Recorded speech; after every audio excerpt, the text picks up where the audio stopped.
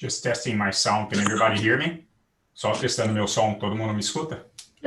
Perfeito. Sim. All right. Ademar, bom dia. Muito bom We dia. are online already. Bom, prazer. On YouTube. Marcelo, Prazer. Marcelo, como é que você vai? Tudo bem? Bom dia também. Tudo bem, bom dia. Obrigado. Uhum.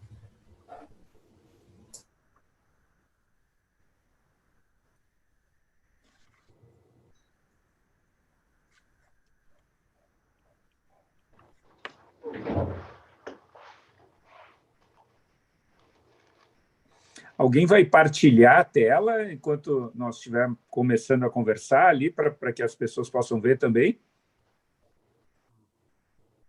Da apresentação, Luiz?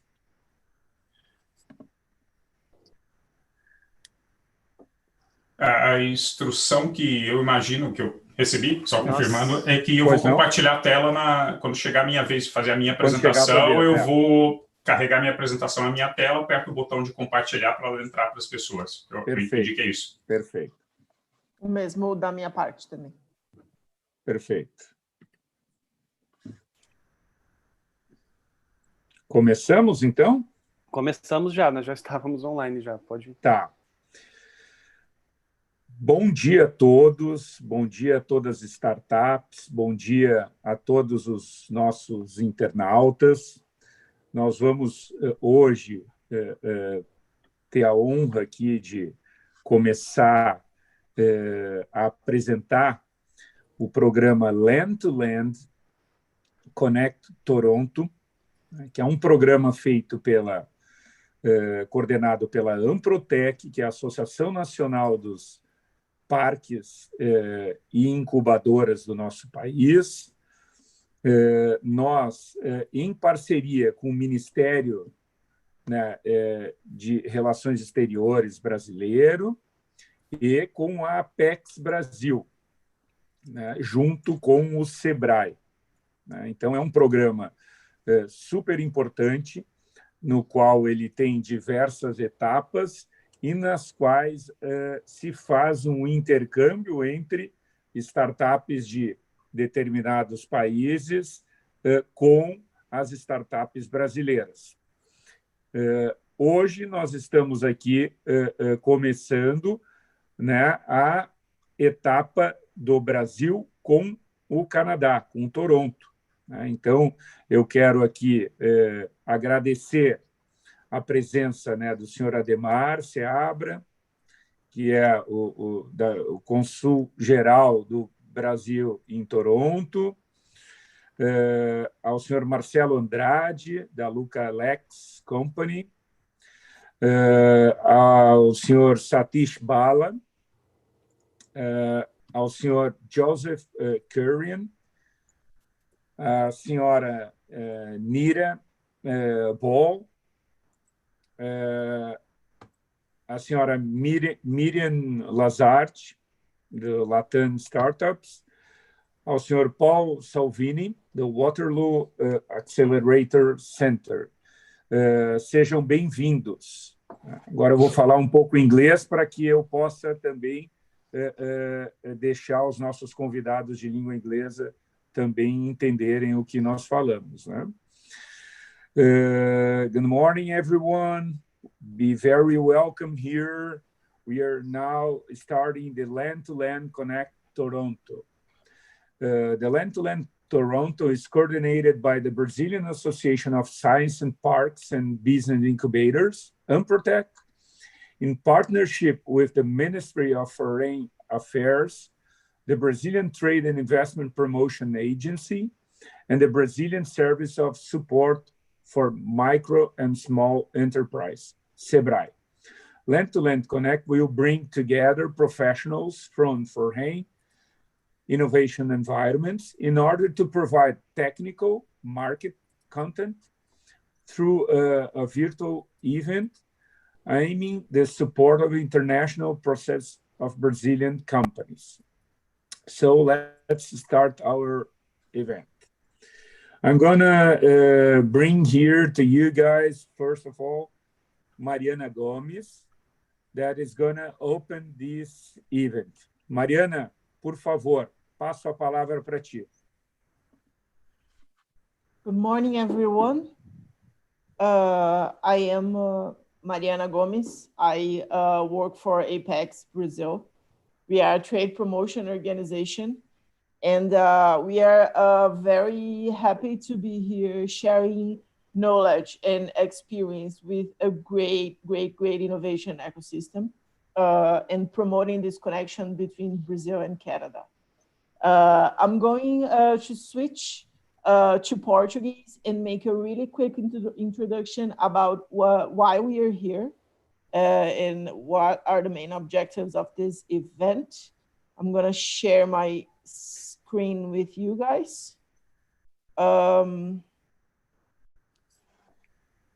I think we are okay with that. Full mode. Okay.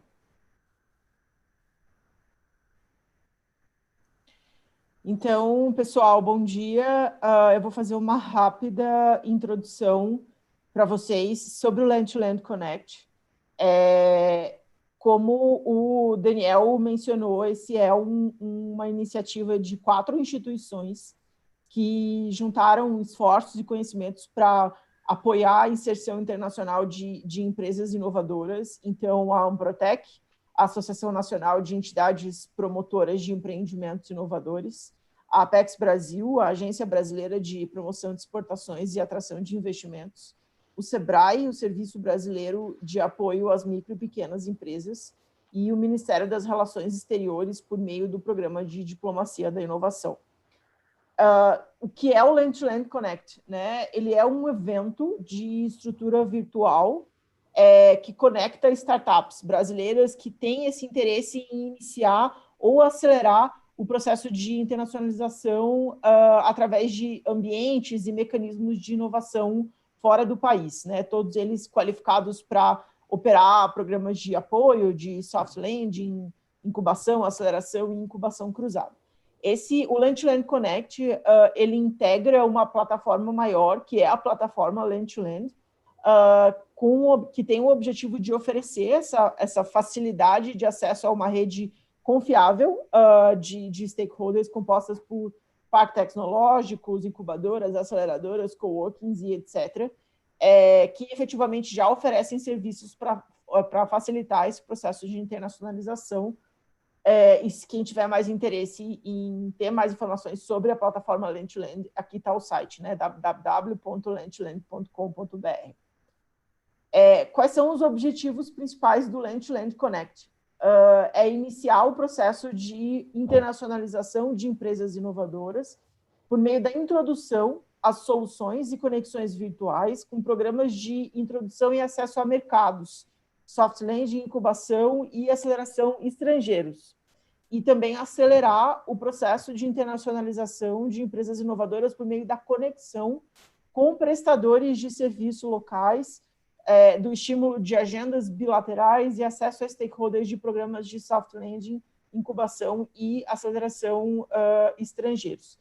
O Land2land Connect ele tem uma agenda, nós já passamos por Lisboa e Santiago, e hoje estamos realizando a Toronto, e previstos para outubro, novembro e dezembro, nós temos Xangai, Boston e Paris, nessas datas que estão aí na tela compartilhada com vocês. Rapidinho, para falar como nós selecionamos esses ecossistemas de inovação que estão sendo trabalhados dentro do Land2land Connect. Então, claro, a gente já tem, junto com o know-how da Anprotec, do Sebrae, do Programa de Diplomacia da Inovação do MRE, e da própria Apex, a gente já tem algumas conexões estabelecidas com o ambiente de inovação, né, que foram, no passado, já realizadas presencialmente.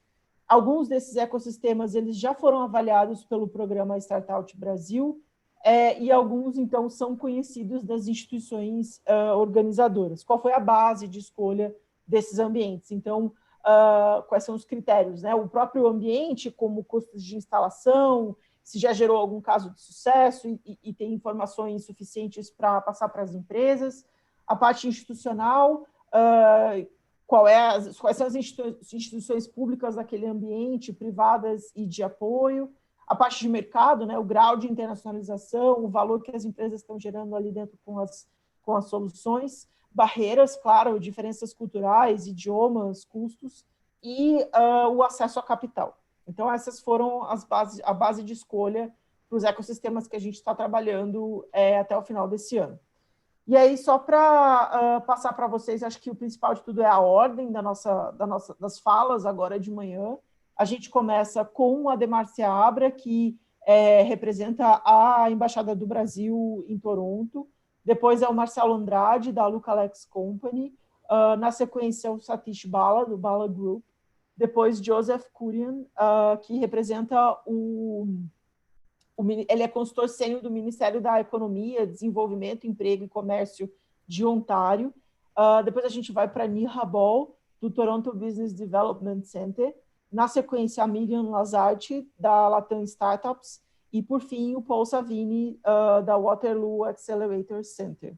Pessoal, é isso. Muito obrigada pela presença de vocês. Eu devolvo a palavra, então, para o Daniel dar sequência no evento.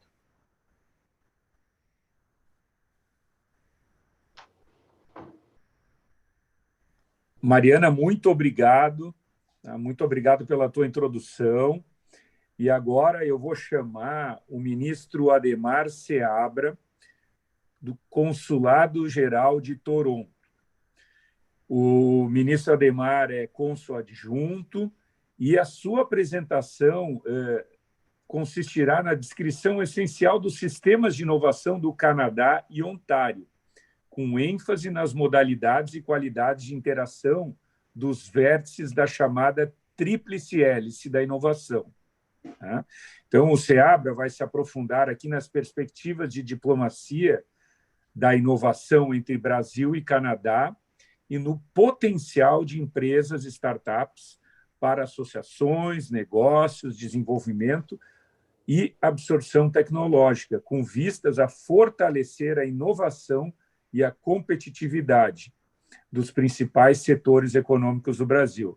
Ministro Ademar, por favor, seja muito bem-vindo. A palavra está com o senhor. Muito obrigado pela gentileza, Daniel. Um esclarecimento inicial, eu não sei se a apresentação deve ser feita em inglês ou em português, é uma dúvida que ainda não foi dirimida, não é?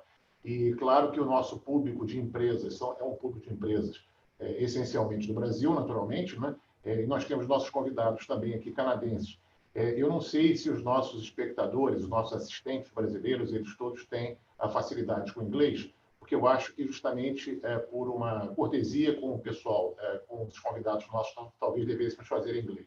Eu vou, então, por gentileza, eu vou fazer a minha apresentação em inglês e caso alguns assistentes, um número razoável de assistentes, tenham dificuldade de acompanhar a apresentação em inglês, eu posso fazer algumas pinceladas ou algumas sínteses, né, em português, justamente para a fluência do argumento.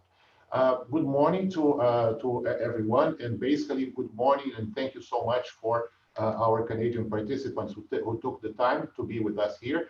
It's an honor for Brazil and for the organizers, for Anprotec, from Apex and our Ministry for External Relations of Brazil for being you here. We know that you are key stakeholders, key partners in innovation in Canada and Ontario, in Toronto, in the GTA. We know the role that you play. That's why we struggled and we made a great effort in bringing you here because we knew precisely the importance that you represent for the history of innovation in Canada and for the potential for cooperation and for science and innovation diplomacy with Brazil. I'll just give a kind of a brief and overall idea during my minutes. I don't know if you have time for some Q&A or for some intervention afterwards, but I'll ready for whichever scenario that you choose. But just give you some brief ideas. I'd like to talk about the process of internationalization in Brazil, one thing.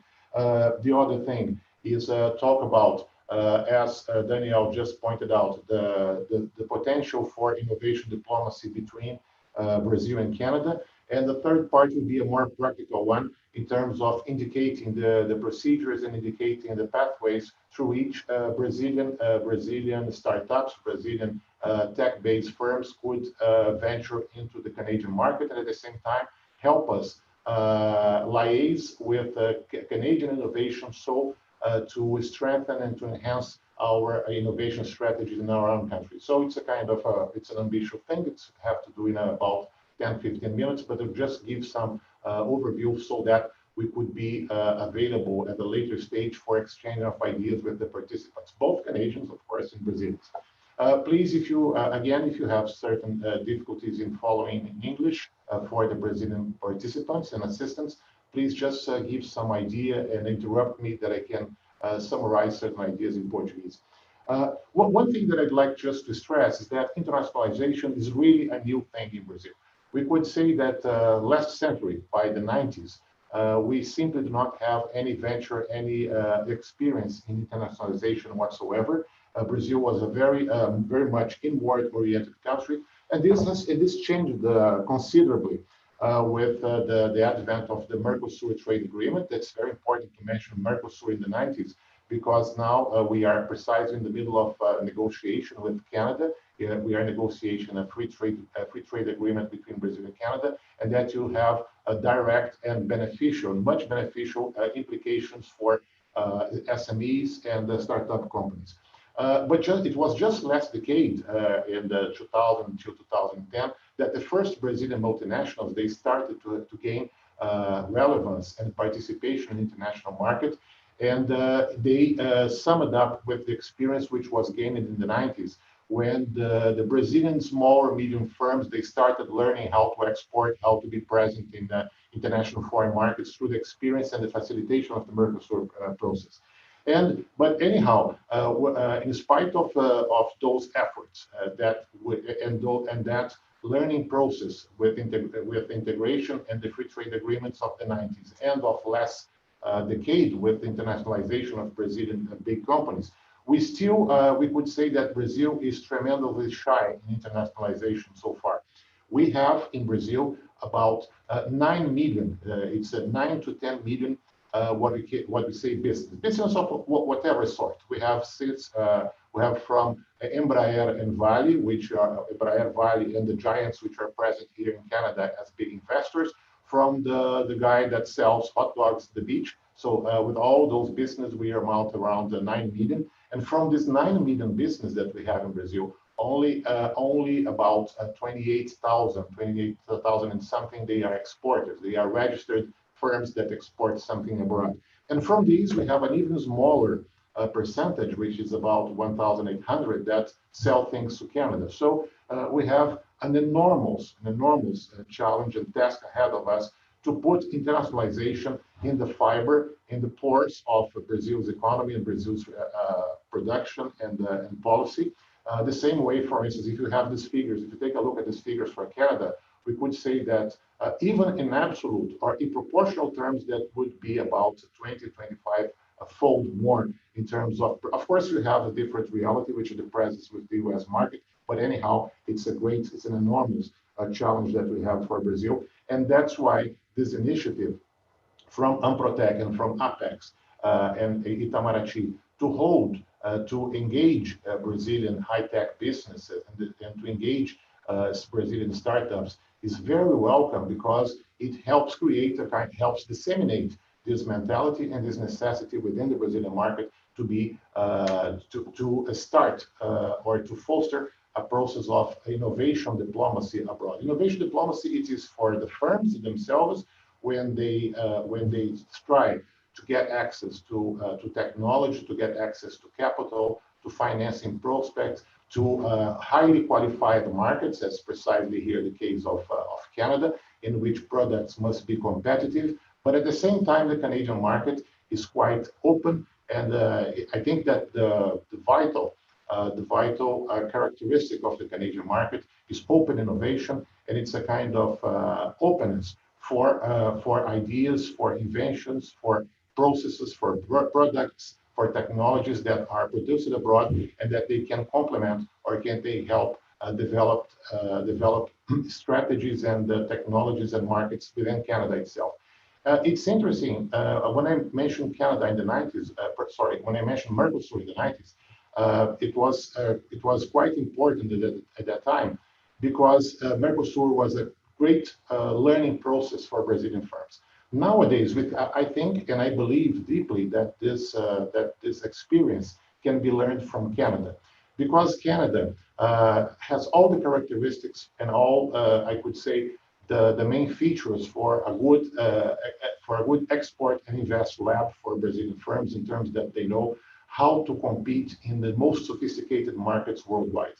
The first thing is the characteristic of the Toronto region, Ontario, and the GTA. We could say that Toronto is the only sole metropolis in the world in which more than half of its inhabitants were born abroad, outside of Canada.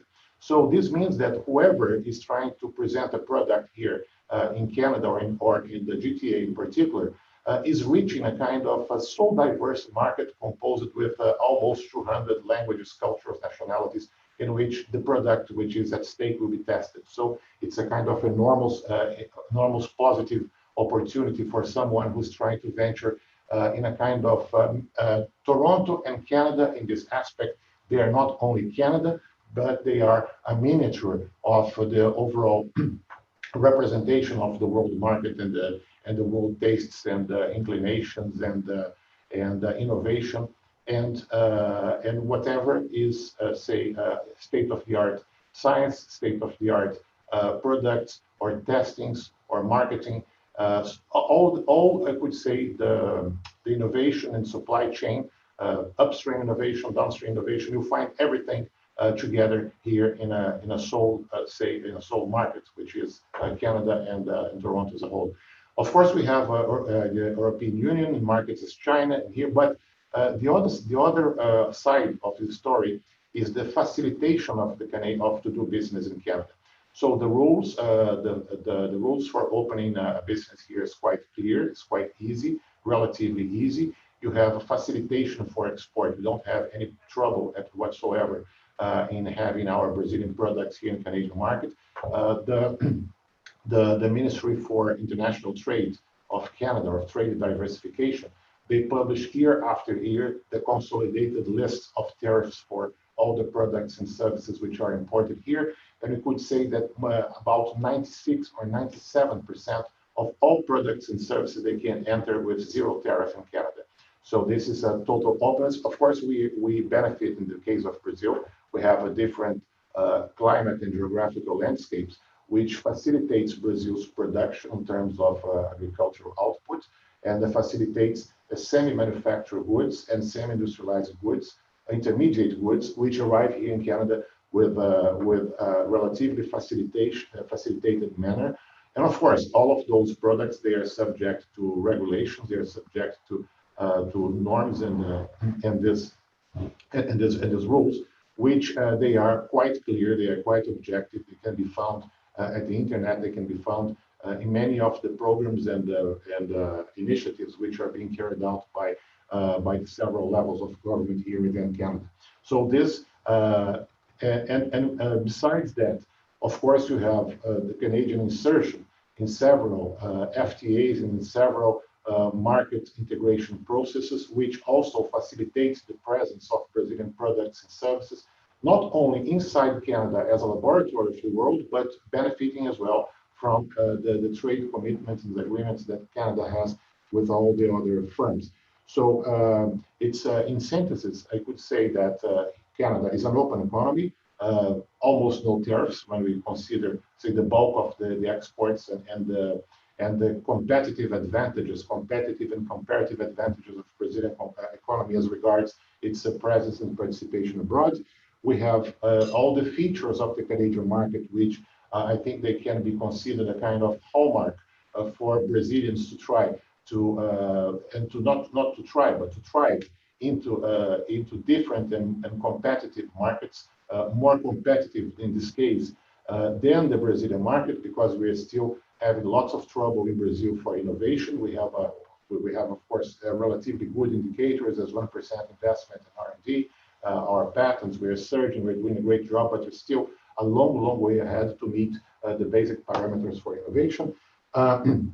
We have also in Canada and in the Toronto GTA area, you have lots of areas of excellence that they can meet the needs, and they can meet the needs for innovation and technology development and industrial development as well from the part of Brazilian firms who are venturing into a different market. So we have Ontario is a great biotech hotspot in terms of pharmaceuticals, in terms of medical devices, in terms of equipment. It's of course it's a one of the greatest computational hubs in the world, and I'm very pleased here to have the presence of the Accelerator Center from Waterloo, just as living proof of all this competitiveness in computer science, in apps, and semiconductors, and all the other parts of and all the other aspects of the supply chain of telecommunications, computer science, and informatics. Also advanced manufacturing, agriculture in itself. When I think agriculture, we tend to link it with raw products or basic products, but there are tremendous technologies here in plant improvement of plants, in blockchain, in traceability, what we call this, in combating food waste, in improvement of and adding value to agricultural products. So there are tremendous lots of labs around here that deals with food industry and makes that very competitive. So and of course fintech is a kind of a small paradise for fintech, and it's showing itself stronger and stronger during the pandemics, that they are in Canada. Here we're seeing a tremendous innovative and adaptive process of making finance and availability of credit to everyone. Of course, the story is not all rosy. If Brazilians want to come here to Canada, there are some points basically mentioned during the pandemics. There are a certain business that they are saying or complaining that they're having difficulty to access the several programs which are available for to help foster emergency funds, to help business thrive and keep during this times of emergency and crisis. And of course, I think the biggest hurdle of all, you have to be very, very good. You have to be competitive. You have to be to have a kind of innovative product. You have to complement your product, service, and supply with the existing tools that are already here, and that they come from everywhere in the world. From the same time that Brazil has an enormous opportunity and possibility of being present in the Canadian market in a very competitive manner. Of course, the flip side of that is that we're going to meet the same disposition, the same eagerness of conquering world markets from firms, competitive and good firms, basically from East Asia, from Europe, from the US, from Latin America itself, that are eager here to show themselves that they can do a better product and service than anybody else. So this is a great challenge.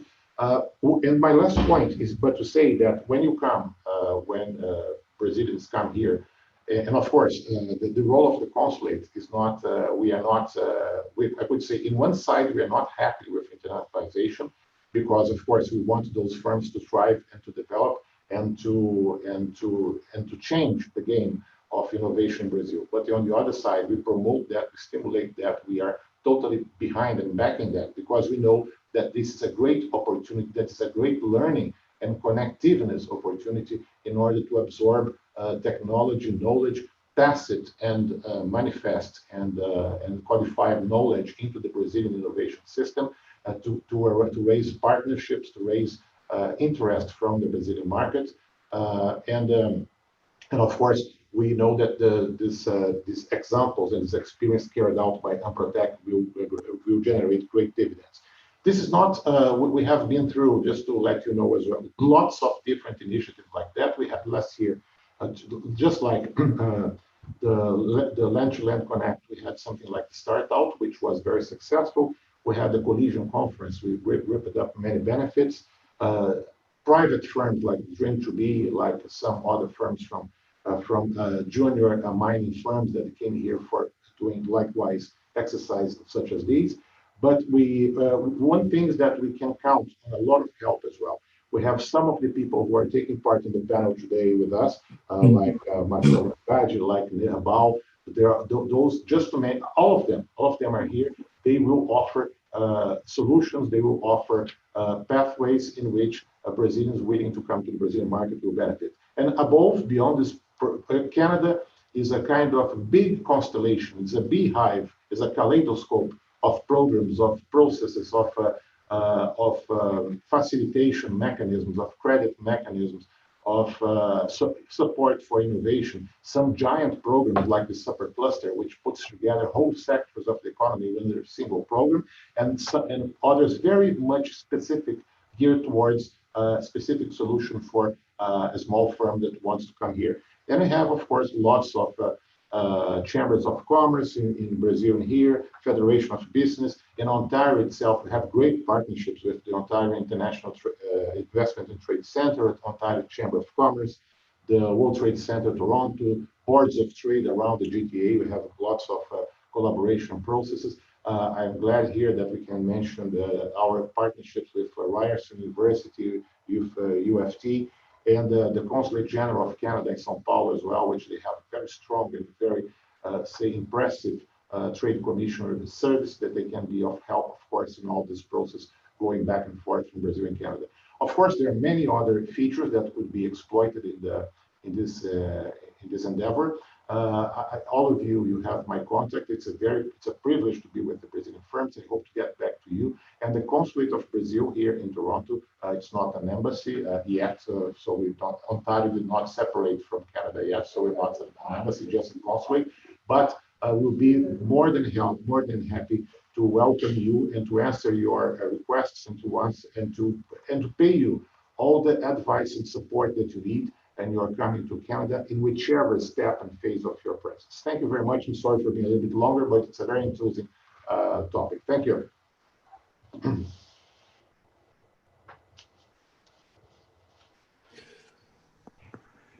Obrigado, ministro. Obrigado pelas suas palavras. Espero que todo mundo aproveite, né, essa quantidade de oportunidades, essa quantidade de questões que hoje existem, né, nessa parceria Brasil e Canadá, e é muito importante que todos vocês aproveitem isso, né? Eu tenho certeza que a Embaixada está à disposição para ajudar quem quer e todas as nossas entidades que aqui estão participando. Eu vou chamar agora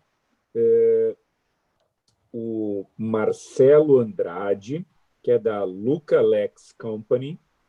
O Marcelo ele é graduado em Engenharia Mecânica pelo ITA, ele é mestre em Economia pela Universidade de Toronto, é um especialista em Country Risk and Commercial Banking e já trabalhou em empresas como a Alcan, Volvo, Enbridge, Riverson University, Royal Bank of Canada e HSBC. Né? Depois de observar muitas frustrações e o potencial não realizado de dezenas de empresas internacionais que tentam fazer negócios no Canadá, o Marcelo fundou a Lucalex para conduzi-las ao sucesso. Então, eu passo aqui agora a palavra para o Marcelo, que vai apresentar o programa de integração do Canadá desenvolvido pela Lucalex para ajudar empresas de todo o mundo a expandir suas operações no Canadá por meio de uma jornada de coleta de evidências locais e etapas orientadas por dados, né, que esse programa permite que os empreendedores mitiguem riscos e otimizem investimentos em qualquer fase do processo de internacionalização, né? Então, passo a palavra para o Marcelo. Marcelo, seja muito bem-vindo. Por favor, está contigo. Obrigado, Daniel. Muito obrigado. É um prazer estar aqui. Muito obrigado, Ademar. Eu acho que Ademar passou uma visão muito clara desse ambiente canadense. Olhando para a programação que tem na frente de vocês hoje, eu conheço várias das pessoas que estão falando e realmente o programa foi montado com um cuidado muito grande e com uma qualidade fantástica. Então, tem muita informação útil que vocês vão receber hoje, né? Então, o que eu vou buscar fazer é falar de algumas partes dessa jornada que provavelmente não vão ser cobertas em tanto detalhe por aqueles que vêm na sequência. Tá? Então, deixa eu compartilhar a minha tela. Vamos ver se funciona. Só um instantinho aqui, vamos começar a tentar a tecnologia aqui. Por favor, me avisem se está todo mundo enxergando uma tela vermelha, uma tela azul grande, Canada Integration Program. Funcionando, Ademar? Perfeito. Perfeito. Então, missão cumprida. Não, brincadeira. Vamos começar, então. O que eu quero falar para vocês, então, bem pontualmente, né? Temos aqui em torno de uns 15 minutos para falar para vocês. A primeira coisa é o seguinte, essa apresentação foi solicitada que eu faça ela em inglês. Então, só falando para as pessoas que, como vocês estão vendo, eu sou brasileiro, qualquer dúvida vai ser um prazer conectar com quem estiver assistindo agora, que quiser ter mais detalhe em português na sequência. So, I'm just switching back to English now. My Canadian colleagues here on the call, I was requested to conduct the presentation in English. So let's carry on, and I just make a brief introduction in Portuguese so people know that I speak their language in case they need anything. The first thing I want to mention is this journey. So people are now sometimes sitting there in Brazil thinking, I want to take my business international. So what are the steps that I should be taking and what's going to happen, right? So the first thing I put here, it's like I tried to look at what's the typical journey. And that, again, comes from since back in my days at HSBC, where I saw a lot of international companies trying to follow this path. So that blue arrow means roughly the timeline. Okay, what happens when you try to bring your business to Canada? The first thing everybody knows is that they need leads. Everybody thinks about that. Say, hey, I just need somebody to open the doors for me, introduce me to the right people. And there are a number of different options, and many people in this call will be able to help you with exactly those things. For example, you can participate in international trade shows. You can participate in trade missions, especially when travel restrictions are lifted and people start to move around again. You certainly can have B2B meetings, even by Zoom. The governments, both the Brazilian and Canadian governments, there's a lot of competent people in both sides helping with these connections. Chambers of Commerce do the same thing. And then you have a lot of consultants that do the matchmaking. And even today, you have a lot of electronic tools that you can do lead generation online using LinkedIn and all this. The other thing everybody knows they need is information. And there's excellent news here for anybody from Brazil that wants to do business in Canada. Canada, I joke, is the land of the how-to. You think of one thing, there's going to be a list, a to-do list of how you can do something in Canada, how to incorporate a business, how taxes work, how employee laws work, and how to immigrate, all this. So there's plenty of information that you're going to have access through government and their agencies, chambers of commerce, there are the regional investment attraction offices, consulate, the consultants, matchmakers, and so on. So here's an interesting concept, right? That comes from engineering. Sometimes you have something called necessary conditions. And for sure, these two are necessary conditions. The problem is that you have something that is necessary and sufficient. And these conditions are not sufficient. They are necessary, but they're not sufficient. And if they were sufficient, this is what we would see. We would see this ideal world where the companies would after some time in doing that work, they would be conducting business successfully in Canada, right? That's what we would see if all you needed was to have the leads and to have the information. In reality, we see something more like these red lines. Everything seems it's working well in the first, let's say, 4 to 6 months, only to things to stall a little bit, and then suddenly they start to diverge down the road. And after 12 to 18 months, nothing really materially happened. And unfortunately, and there's people with tons of experience here in the call that can confirm this to you, unfortunately, we only stay in this dotted line in about 2 to 5% of the cases. I would say 95 to 98% of the companies that take active steps to do business here, they will follow that red path. And that is the problem that we will look to solve. And this is what I'm going to talk about today, why that happens and what you can do to avoid it. So why is the percentage success rate so low? Well, the first thing has to do with these blind spots, os pontos cegos. And the good news is that there's only 2 of them. So it's not you're going to have to worry about thousands of factors here. There's only 2. The first factor is trust. This is a universal truth. Doesn't matter if you're doing business in Porto Alegre or Recife or Toronto. People will buy from you when they trust you. That's a universal truth. The problem is the way you build trust in Brazil, it's very, very different from the way you build trust in Canada. And this is one of the reasons why companies have a hard time doing business here. And what happens is that Brazil is a relatively low trust society where, you know, we see by the level of bureaucracy, you have to prove that you're alive. You have to prove that that signature is really yours. You have to prove that you paid the taxes. You have to prove that you work somewhere. So there's a kind of abundance of controls and bureaucracy because in a general sense, trust is low. So what happens in that type of society is that when you have a good reputation and you're trustworthy, business comes your way. People will want to do more and more and more business with you because they trust you, not necessarily because what you're selling is so technically and specifically useful for them that they want to buy that thing for you. They want to buy from you purely because they can trust you. They know you're good. Even if what you're selling is not exactly what they need, they say, okay, let's work with the supplier. Maybe they can develop something to something that is a perfect fit for what I need. And in Canada, it's exactly the opposite. The second myth or the second blind spot is, and there's a myth here. The myth that I hear a lot from Brazilian business people is Brazil is the hardest place, the hardest environment in the world to do business. I do not agree with that. I think Brazil, it's very tough to do business, but the amount of difficulty of doing business in Brazil and doing business here in Canada, I would say is roughly the same.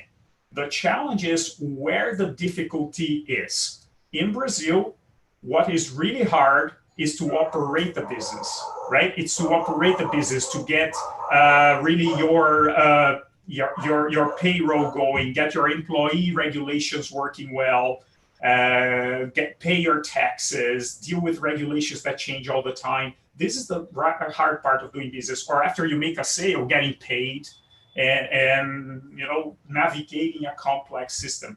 That is the hard part of doing business there. It's not always a competition. The competition is something that if you are good at what you do, you can compete with relative success.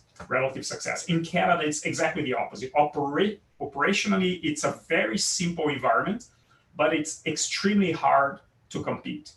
So if you combine these 2 factors, that trust is generated in an opposite way, and that the hardest part of doing business is the opposite thing, what you thought, you put these 2 things together and you create an inverted approach. So typically what we see is that companies come from Brazil with the inverted mentality where the company will tend to try to tell Canadians how good they are, as opposed to actually having done the homework about what is the need of the Canadian company and try to show them how perfect I am for you specifically, right? It tends to be a blanket statement. Oh, we're very competent. We have great quality. We have low costs. So this generalistic approach does not work in Canada. In Canada, what works is to understand the specific need that that client has and present your solution as being the best possible fit for that specific situation. And that creates a lot of work because you have to keep changing your discourse every time. I have one example that is for an individual who's looking for a job in Brazil. He creates one copy of his CV, of his curriculum, here we call resume, and he sends the same copy to the 5 places that he wants to work. And he expects people to call him for an interview because you're showing how good you are, right?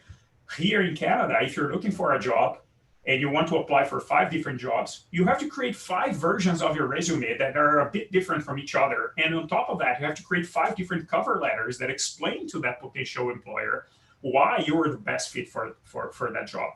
So that also translates into the business world.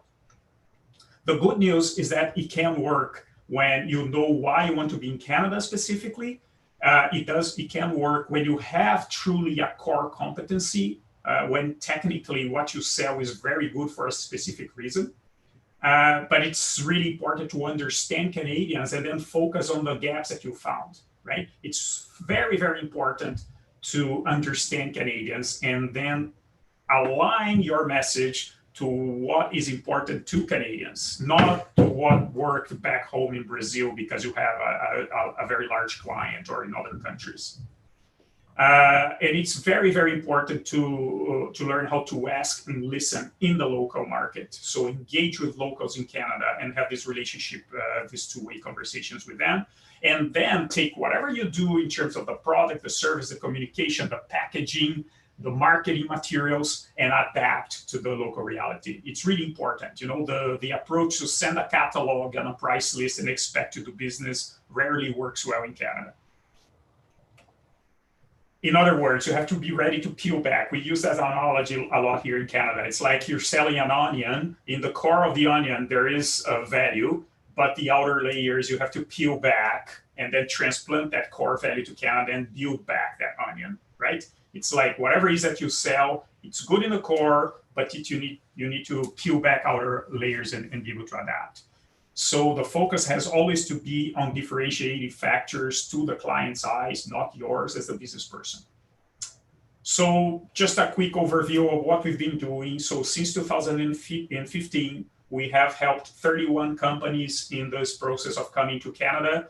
This chart has an overview of the sectors. So it's everything from startups. We had only a few startups, to be honest, only about 5 of the 31, only about 5 were startups. Most of the companies have been in business for some time, but in terms of size, anything from 5 employees to over 1,000. And in the case of some startups, we only had a founder that didn't have any employee. And in terms of sectors, we tend to have a little more technology companies just because these are the ones that are easier to internationalize, but we don't have a sector expertise on high tech. We work with manufacturing and many other sectors. The one information, there's a lot of information in this chart here, but there's 2 pieces of information I wanted to emphasize. The first one is that our involvement takes only as long as the company needs. So think of Lucalex as the training wheels that you put in the little bike of the little kid, right? You will be learning how to ride a bike and you have the training wheels for as long as you need. And there's a point you don't need the training wheels anymore, right? So that's why some projects you see them going on for some time and then interrupted. And the second thing I want to emphasize in this chart are the colors. The colors means the blue companies here, they're all in Canada doing some type of business here already. So people moved here, they opened offices, they have contracts, they have sales with Canadians. And the other companies ended up making decisions not to fully come after they learned exactly what were all the steps that they need to make. This probably is the most important page I'm gonna show you here. Because why Canada, right? I see that part of this program you're looking at a lot of different countries. Canada is really fantastic for 3 reasons. So if these 3 reasons, they resonate with your company, probably you should come to Canada. The first one is access to G7 markets. And again, I'm not talking about access to markets overall, because that you can have from Brazil, neighboring countries, Africa, Middle East. I'm talking G7 markets. Canada is the only country in the G7 from which you can access the other 6. It's the only country. So if you are in Canada, you can sell it to the United States, you can sell it to Europe, right? And Ademar mentioned how Canada has, especially the Toronto area, has a very diverse population. So it's very easy, for example, for you to calibrate if your product or service could be even sold in other areas of the world, in South Africa, in India, in China. You can do all that from Toronto, because you will have people from South Africa, India, and China here that can work with you, helping you enter other markets, Philippines, whatever, right? So not only G7, but other markets. So access to markets is the very first, very strong reason why somebody would want to be in Canada. So again, it's not only selling to Canadians, because Canada only has 37 million people, but from Canada, you access, I think, 80% of the world's GDP. It's fantastic. The second thing Ademar mentioned a lot, and other people mentioned a lot today, it's the research and development ecosystem in Canada. That is absolutely fantastic for 3 reasons. The first one is that there is an abundance of talent. Canada has 65 of its population with post-secondary education level. This is a very highly educated workforce, and it's a very flexible work regulation environment. So you can hire people just by the hour for a limited period of time, just for that specific expertise that you need. So again, access to talent. The second thing in the R&D ecosystem is incredibly low in its bureaucracy. Very easy to do things. The forms are very short. The processes are very quick. So it's relatively easy to introduce an innovation program in your company. And the third reason is that there's a lot of money for it. Like Ademar mentioned, there's a kaleidoscope of incentive programs. It's very true. There are so many. There are over 1,000 programs that a company can access in Canada. And many of them are with what we call investimento de fundo perdido. That means many of them you don't need to pay back. And the third reason I didn't know, this was brought to my attention by my clients, brand leverage. Because a company from Canada, especially if you have a strong technology component, it's much easier to enter certain markets. And ironically, even to sell in Brazil in some cases. I have clients that came to Canada after a year and a half in Canada. They had not sold to anybody in Canada yet, but they had increased their sales in Brazil by 20 million because they were in Canada. Because they say people now buy from me because they see that I'm inserted in this higher technology. I introduced innovation. I found this new partner in Canada, and suddenly you open new markets because the Canadian brand is very strong, right? And that helps also with attraction of talent and retention of talent. And that also helps a lot with valuation of the company in case people are wanting to talk to investors. So if these three things are just nice, probably the company will just do kind of a bit of exploratory work from home, or maybe you know a guy who moved to Canada a couple of years ago. And because uncertainty is not a problem, because that's not vital, you keep your risk down, your investment low, and you don't do much about that. But for those that see these three factors as being very important, the next question becomes, oh my God, how do I do it? What about the resources? Who's the person going to send? How much is it going to cost? Do I have that people laying around that I can just move countries and send to Canada? Or do I have the budget to hire somebody there? So of course you can do all that and reduce the uncertainty. There is a little more risk involved, especially if one of the founders or key people will need to relocate to Canada. For that initial period where you're figuring out how things work, it's risky because you are not paying attention to the existing business in Brazil to the degree you were before, and it costs money. So what we do at Lucalex, this integration program that I'm going to show the last chart on the next page, pretty much we provide a bit of a shortcut so that the company can be here. So, this is what I'm talking about in terms of what the company needs to do. And again, you don't need to hire Lucalex to do that, although I would be very happy to work with you, and we work with you in Portuguese if you want. But this is something you need to do yourself or with a partner or hiring somebody. There are 4 components here that we have on the left-hand side, these 4 blue blocks. The first 2 are market dimensions. And you see there's a percentage number there. That percentage number, 20%, 60%, 15, and 5, those percentage numbers represent more or less the amount of effort that you have to focus on each of these areas. And we notice that in Canada, the market dimension, which is the first 2, the quantified potential and access to market, these 2 combined, I call the market dimension, it's 80% of the effort. 80% of the effort has to be on market, not on the infrastructure of the business. So those usual questions about how do I incorporate the business, how do taxes work, and how do I hire employees, these are typically very easy things to do in Canada, and these only require 5% of your effort. That's why implementation, we only have 5%. There is some different type of risks in Canada. There are some different types of risks in Canada. Legal system is very different, more agile. You need to buy insurance to protect yourself in certain situations and all that. So that kind of rounds up this infrastructure part, regulation, compliance, and all that you need to do definitely. But again, it's 20% of what you have to worry about. 80% of what you have to worry about is How am I going to make a sale? How I'm going to convince somebody to want to work with me? How am I going to find the right people and align with them in a way that it's a good win-win situation for everybody involved? So this is an overview of what needs to be done if you want to succeed in Canada, and we'll be very happy to connect with you in person if anybody wants to reach out. And with that, I finish my part here of the presentation. Let me just figure out how to stop sharing my screen now. Muito obrigado, Marcelo, por tudo que tu passou para nós aqui, né? Tenho certeza que as startups e pessoas que estão hoje nos assistindo ou irão nos assistir vão tirar muito proveito disso, né? Como o Marcelo falou anteriormente, pessoal, por favor, pode entrar em contato com ele, né? Tirar dúvidas, procurar, né? E ele ser uma referência para quem quer se internacionalizar a partir do Canadá. Muito obrigado, Marcelo. Obrigado você. Obrigado. Well, now I'm going to call Mr. Sathish Bala. Sathish is a serial entrepreneur awarded with a story of building profitable and impactful business.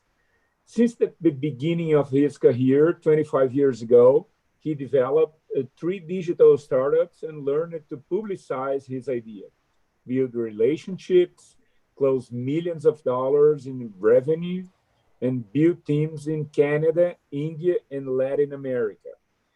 In 2019, he launched the Bala Group to support minority and female entrepreneurs and build emerging social impact technology solutions like blockchain, artificial intelligence, IoT sensors, XR, biometrics, smart device for some of the world's most pressing problems. Mr. Sathish, are you there? Unmute. Yes, I am. Good morning. It's an honor to have you here. Oh, my pleasure, man. I miss meeting and presenting and other humans, so I was looking forward to this. Yeah, that's it. Zoom all session. of us. And Marcelo was fantastic. I'm a fan of the work they do, and every time him and I speak, I always learn something new. So I was looking forward to hearing him today. Nice, Sathish. Thank you. And a nice haircut today. Yeah. all of you. All of you. Thank you very much for having you here. You have a very great initiative, and we want to listen to you right now. Cool. I will share my screen and share some thoughts, and then you know, I'm happy to take questions and comments as you guys interact. Are you able to see my screen? Okay. Yes. Pessoal, se vocês tiverem perguntas, por favor, compartilhem na própria tela do YouTube. Okay? Thank you, Sathish. Let's go. Amazing. Good morning. Obrigado. To all of my friends and new friends on the call.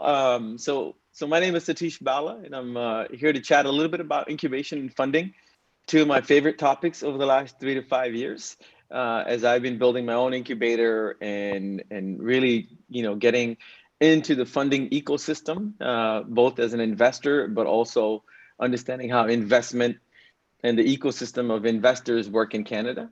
To set sort of the context a little bit more, I'm an accidental entrepreneur who's made it my life once I've fallen in love with the idea of being an entrepreneur. I started my very first company in 1999 when I was studying in university. And since then, I've been lucky enough and fortunate enough to build and exit 3 different digital companies. And I've learned along the way a lot of different things that they don't teach in school, things that you kind of learn on the job, things around funding, things around leadership, things around motivation, inspiring others to work with you, really understanding how to sell. Studying computer science, they don't teach you business skills. Nobody teaches you how to make a presentation, get in front of a room and sell. And as a scientist first, all of those skills I had to learn how to do to build businesses. Life is a great teacher, so is starving and poverty. So when you start a business with no money and you're bootstrapping and you're hungry, you kind of figure out really quickly how to learn those skills. And that's sort of been, how I've learned and built my companies. Blue Band Digital, which is my last company that I exited in 2017.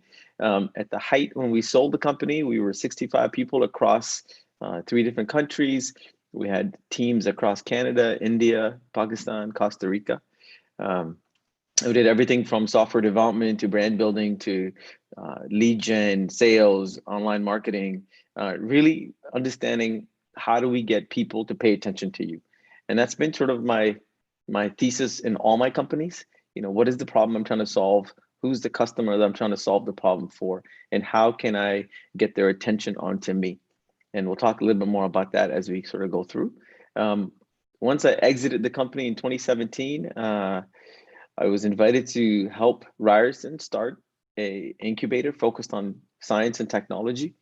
And we'll talk a little bit more about that. And I spent 2017 and 2018 as a co-founder, really growing that incubator. And that's where most of my experience around investors and incubation and acceleration kind of happened. Because prior to that, I've been an owner operator and CEO of my own companies. And so that was a brand new experience and I learned a lot. And that's where, Brazil and Latin America became really important in my world. I've also got a not-for-profit called ACFest. And over the last 13, 14 years, we're now the #1 South Asian music festival. We recently found out we won an award. So now we can say we're an award-winning music festival in Canada, which is great for the team, considering the impact of COVID to what's happening in the universe. And I'll talk a little bit more about Schoolio, which is our new company that came out of COVID and came out of the incubator. And then I'll talk a little bit about Bala Group. So that's sort of the overview on who I am. If you want to take a screenshot or get in touch with me later, my contact details is below. I can always expand and share some more. So today's topic is really about understanding the incubation world and how funding and supporting your ideas can work. There's a bunch of different scenarios that we can talk about, but to talk about Ryerson for a little bit, I joined in 2017, specifically the Department of Science and Technology to help them start a new incubator. For some of you that are familiar, Ryerson is a university based in Toronto, one of the top 3 universities in Canada, and they bring a very unique style to the ecosystem. Not only do they have great academic programs, but they also have something called a zone learning. And the zone learning really grew out of a failed internship and co-op program, which is what I grew up in back in the 90s, where, at the end of your 3-year, 4-year program, you try to find a company that will allow you to join as a co-op student or intern. You spend the summer or you spend a year working for them. And then supposedly you hope to get a job or you sort of get some life experience. And what we've all learned is that model doesn't really work. Employers are not looking for short-term employees, or when they do get them, it's more of a statistics thing, more than real value to the student. And so what Zone Learning tried to do is say, hey, what if we can create micro companies that are supported by the university and maybe by the public, and we can now get real world experience for folks that are interested in getting that experience in our own ecosystem. And the most famous zone out of all of Ryerson's is the DMZ, which everybody knows. DMZ is a international incubator accelerator in, I think they're in India, they're in the US, they're in Canada. They've got millions of dollars in support from public and private funding, and some really big notable companies are in their ecosystem. And when that model worked, the university said, well, why don't we replicate it for every department and every faculty? And so what was missing was one for technology and science. And that's where my background came into play. I'm one of the few graduating computer science graduates with an entrepreneurial background. So it made sense to to invite me to come in and help build this thing and really bring in entrepreneurship process, help students that are in the MBA program, in their PhD program, who have ideas to really learn how to commercialize. And commercialization of a new idea is something unique to science and technology, because so much of this stuff is lost in research and years of R&D. And this is not just from a Canadian perspective, but also when I talk to companies coming out of Brazil that we work closely, it's the same concept of, hey, we have this really cool technology, we don't know how to commercialize it, we don't know how to find the market fit. We've solved it in a lab, we've solved it in a study, but how can we take this to market? And Science Discovery Zone and Ryerson, we felt like there's an opportunity to find innovation out of research.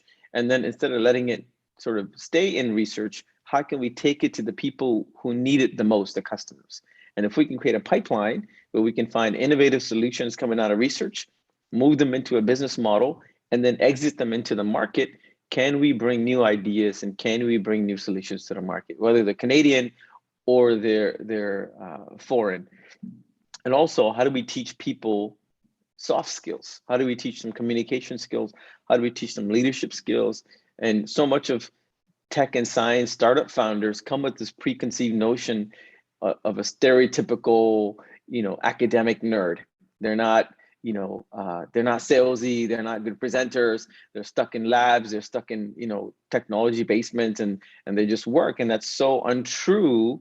And so we wanted to sort of demystify that. We wanted to create an ecosystem where people that are in tech and science can feel like they have the leadership skills to grow multi-million-dollar companies. And so we really focused on how do we do people skills and how do we make sure their leadership skills and communication skills can be also worked on in addition to their business and commercialization. My time there, for the 2 years that I was there as their co-founder, we went from literally 0 to over 200 members. And these are members that included students, that included folks that are other universities, people that were coming in from other countries that were looking for an opportunity to partner, because the zone wasn't just for Ryerson students. Even though majority of it was for students, we always invited innovative companies in healthcare, in tech, in AI, in crypto, and security, and healthcare to come and join us and bring some really innovative ideas. And the companies that we were incubating grew, from 80 to 30 plus by the time I exited in 2018.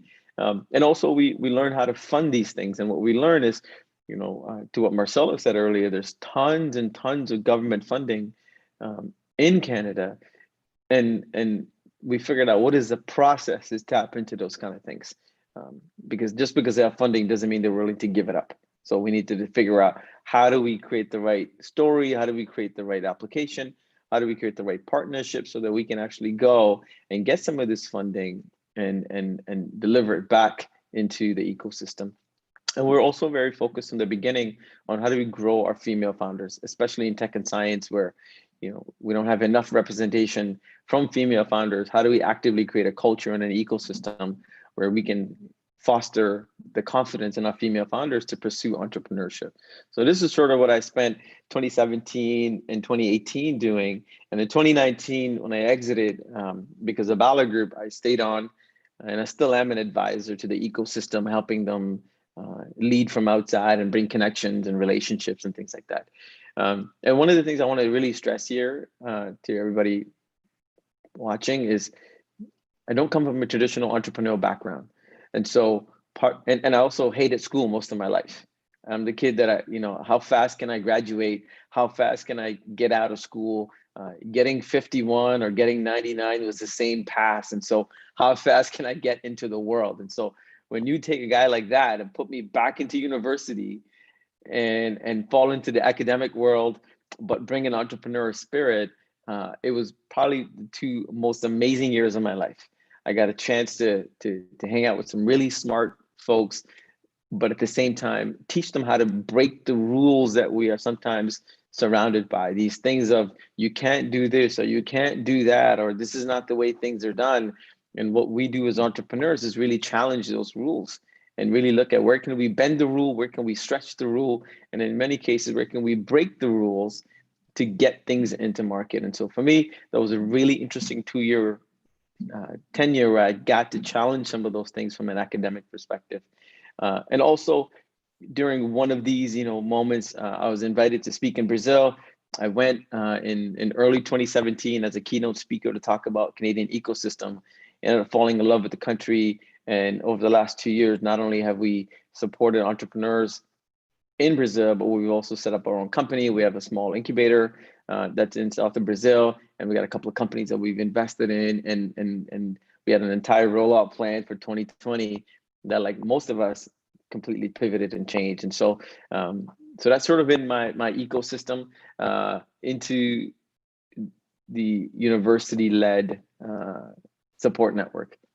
One of the things that I wanted to focus on is some of the key lessons. Sometimes the other side of the field feels like it's the right place to be. The other side is greener, as they say, right? Until you get there and you go, maybe it's not as good. And so I wanted to share a little bit about what I learned from working inside the ecosystem, because sometimes we have this really, sexy appeal, like come to Canada and there's all of these opportunities and there's all of these, services ready to go. And we think just because we show up, we can really tap into everything. And that's not the case. While Canada has a very rich entrepreneur ecosystem, there's a lot of rules on how to get into it. There's also a ton of talented pool, like Marcelo said, and we're excellent source and a gateway into the US market, which is great, but there's a lot of different hurdles that come with that mindset. And for us, there's also a lot of money in the ecosystem. When I go speaking publicly to, other countries, they're amazed at the fact that we've got, 200 to 300 VC firms, 150 private equity firms, a whole bunch of different types of funds that are there to fund projects. We've got a very healthy angel network, almost 280, 300 accelerators. And alarmingly, when I tell people there's over 500 government programs across a ton of different industries that are there to support and take new ideas to the market. Now, this is a really nice PR-able page that the government goes out and says, this is what we do. But, once you're inside the ecosystem for the last couple of years, I've also learned some of the things that are not so good.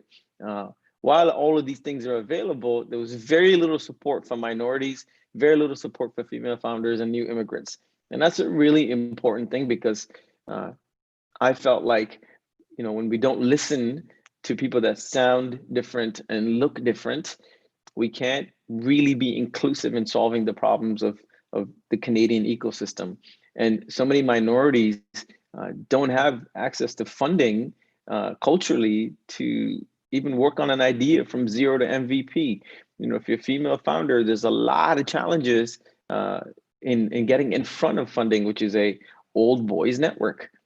New immigrants instantly get discounted because we feel like their credentials are not as important anymore, even though they bring backgrounds of entrepreneurship, successful exits. They've got, leadership skills, and they've built companies in different countries. But for some reason, without the Canadian experience, a lot of the things I mentioned above, from the funding to the VCs to the incubators, they seem to be closed very quickly. And I've never fully understood, why are we locking up based on rules that shouldn't matter when we invite people to come into our country. The second thing that I've learned, and I was new to investing, prior to selling my company, I was bootstrapping and building my own companies. And so as soon as I sold my company, my first sort of knee reaction is like, yes, now I'm going to be an investor. I'm going to be that guy. I sold the companies. I'm going to go out and invest in a bunch of, startups, and start hanging out with the angel groups and VCs and trying to figure out who's got strategies and funds and things that we can invest in. And I realized we talk a lot, but we don't really lead investment rounds. And it's not a mistake that, BlackBerry was our angel, our big company, and then now it's Shopify, and there's not a lot of gaps in between. Because as Canadian investors, we are still very conservative, and we also tend to focus a lot more on the short-term returns than the long-term return. And so I think, that is something that you want to be really conscious of. I've seen a lot of Brazilian companies expand into Canada and don't have the time they need to establish their presence and then tackle some of these challenges in funding, or even getting in front of an investor. Even if you've got a very successful company back in Brazil, or wherever you are in Latin America, there to demonstrate that success in Canada and to build some traction and to really prove that your product or service is useful in a new market. That lead time needs to be baked into, because we're not going to jump in and start to invest based on numbers and success from a different market. And also really understanding what you're asking for. The thing I love when I sit down in some of these pitch competitions is everybody comes in asking for $1 million, and it's a magic number for some reason. You know, we're trying to raise $1 million. I'm like, well, what can you do with 50? What can you do with 100? What can you do with 200? What are the tractions you're trying to build? And so that's been really interesting to sort of look at what we offer and what people are looking for, and not understanding that the gap in the middle. One of the things that I also learned from being inside and when I was the co-founder, I got to network with so many accelerators and incubators and private programs and government programs. And so much of the focus was on the idea itself and not necessarily the individual. And I think we're, you know, from a Bala Group perspective and what we tried to do at the Science Discovery Zone was a little different is, you know, the idea is momentary. And the idea is something that is a current solution that could potentially, you know, last for a certain time in market. But how do you take a bet on the person? And the person is the one who decides how to lead a company. The person is the one who decides how to pivot. The person is the one who's going to stay up 20 hours a day trying to take a product to the market. But so much of the ecosystem that we saw was built around the idea. What's the idea? What's the traction? What's the growth strategy? How do you take it to market? What's your revenue? What's your exit strategy? And the person wasn't as important. And you guys know, and I hope you know, the best companies is when the person and the idea are aligned, and the internal growth of the leader has to align with the growth of the company. And if those two don't match, you're gonna have an off-balance opportunity that you can't really sustain. And so that was the other thing that we noticed when all of these sort of incubators and accelerators got involved from a money perspective.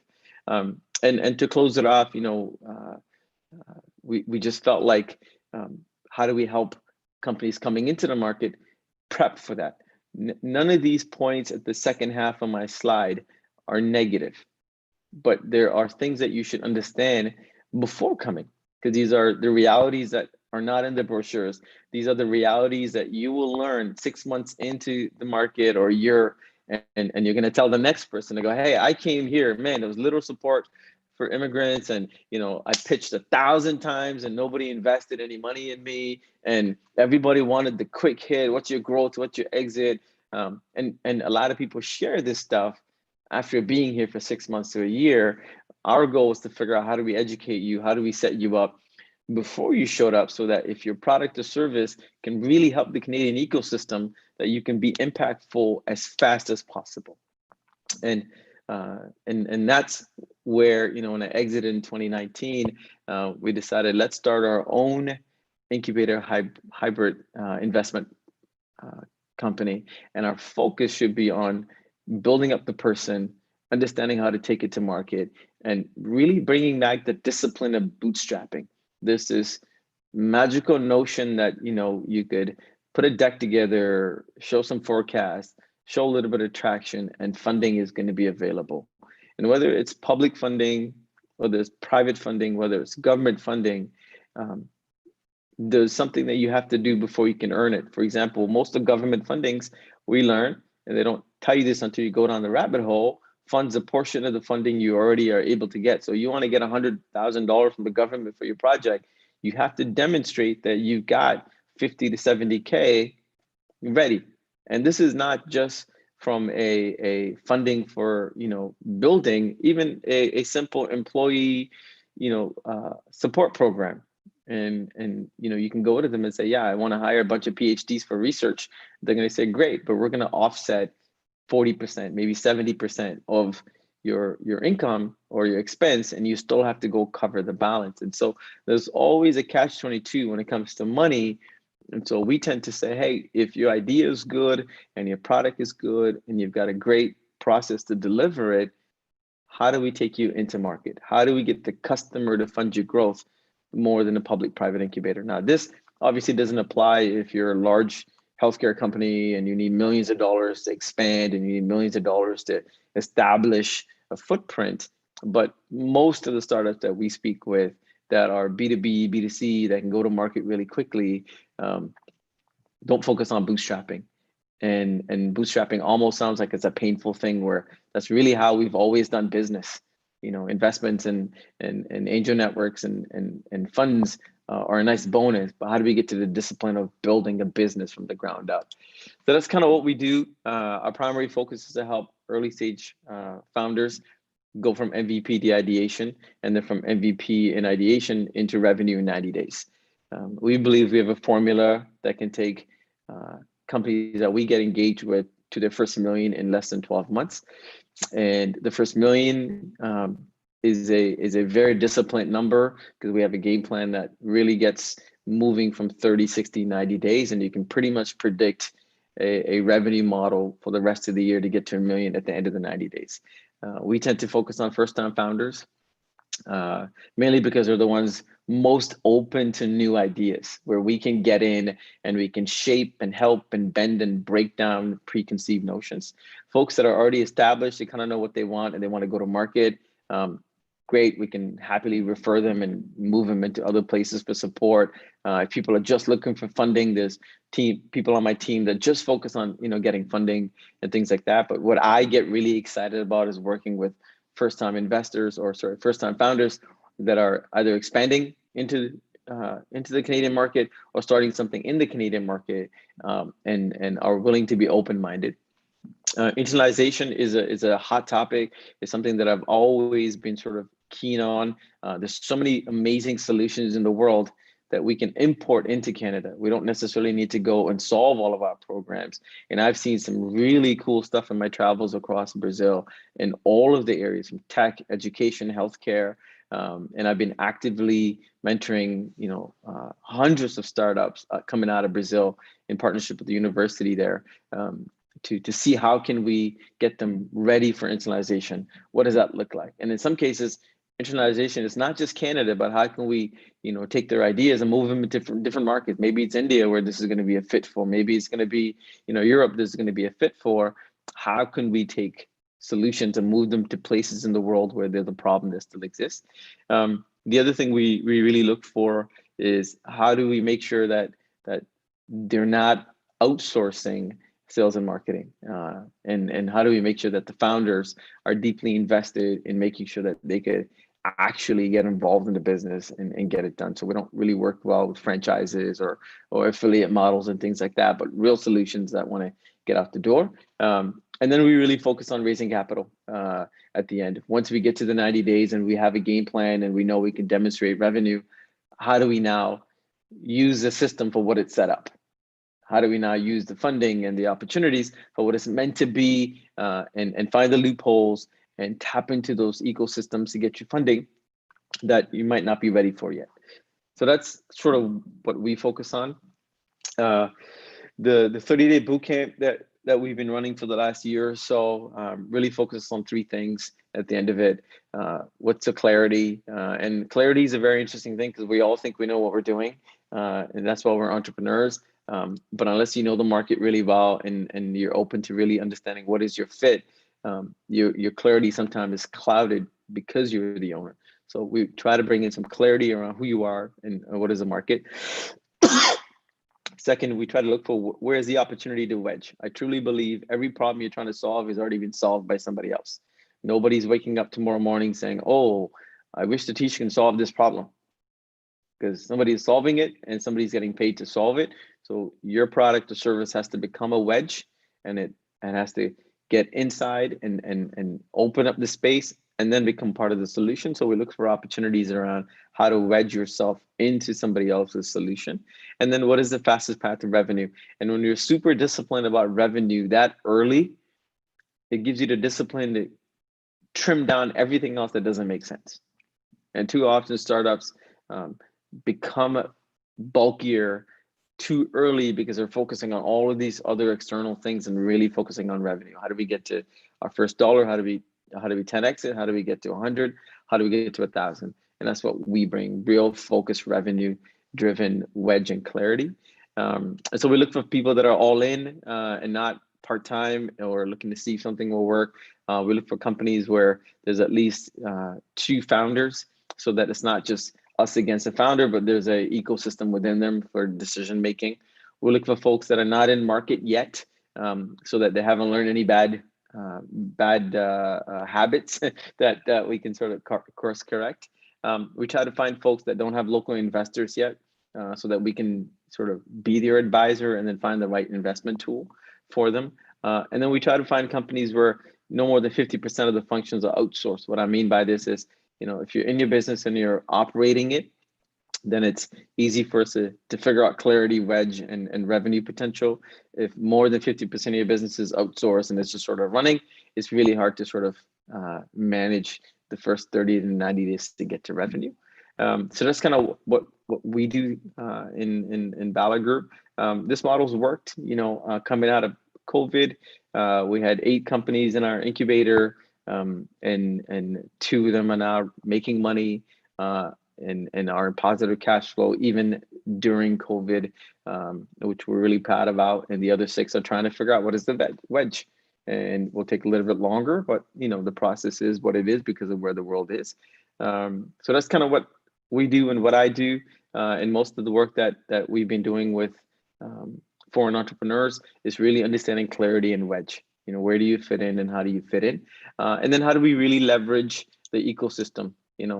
We have incredible amount of access to money. You just have to figure out when to ask for it, how much do you really need, and then what does demonstrable success look like in the Canadian ecosystem to continue being relevant in that ecosystem. So I hope that helps to clarify a few things and maybe bring another perspective to Marcelo's viewpoints around expansion and customer marketing and market fit. And as I said, so much of what we've learned how to do comes from learning on the job. And I've got 25 years of building companies and learning on the job how to not just hack the system, but really help grow the system. So that's my time. I hope that was helpful.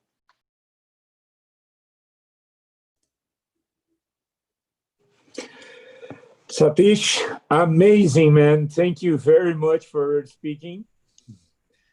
My pleasure. We Thank you. enjoyed a lot. It's amazing your work and all you're doing before later when you go back to the incubator, the special things. Thank you very much. My pleasure. People, I'd like to give thank you to you, and I have some things to ask for everybody right now. Let me see here.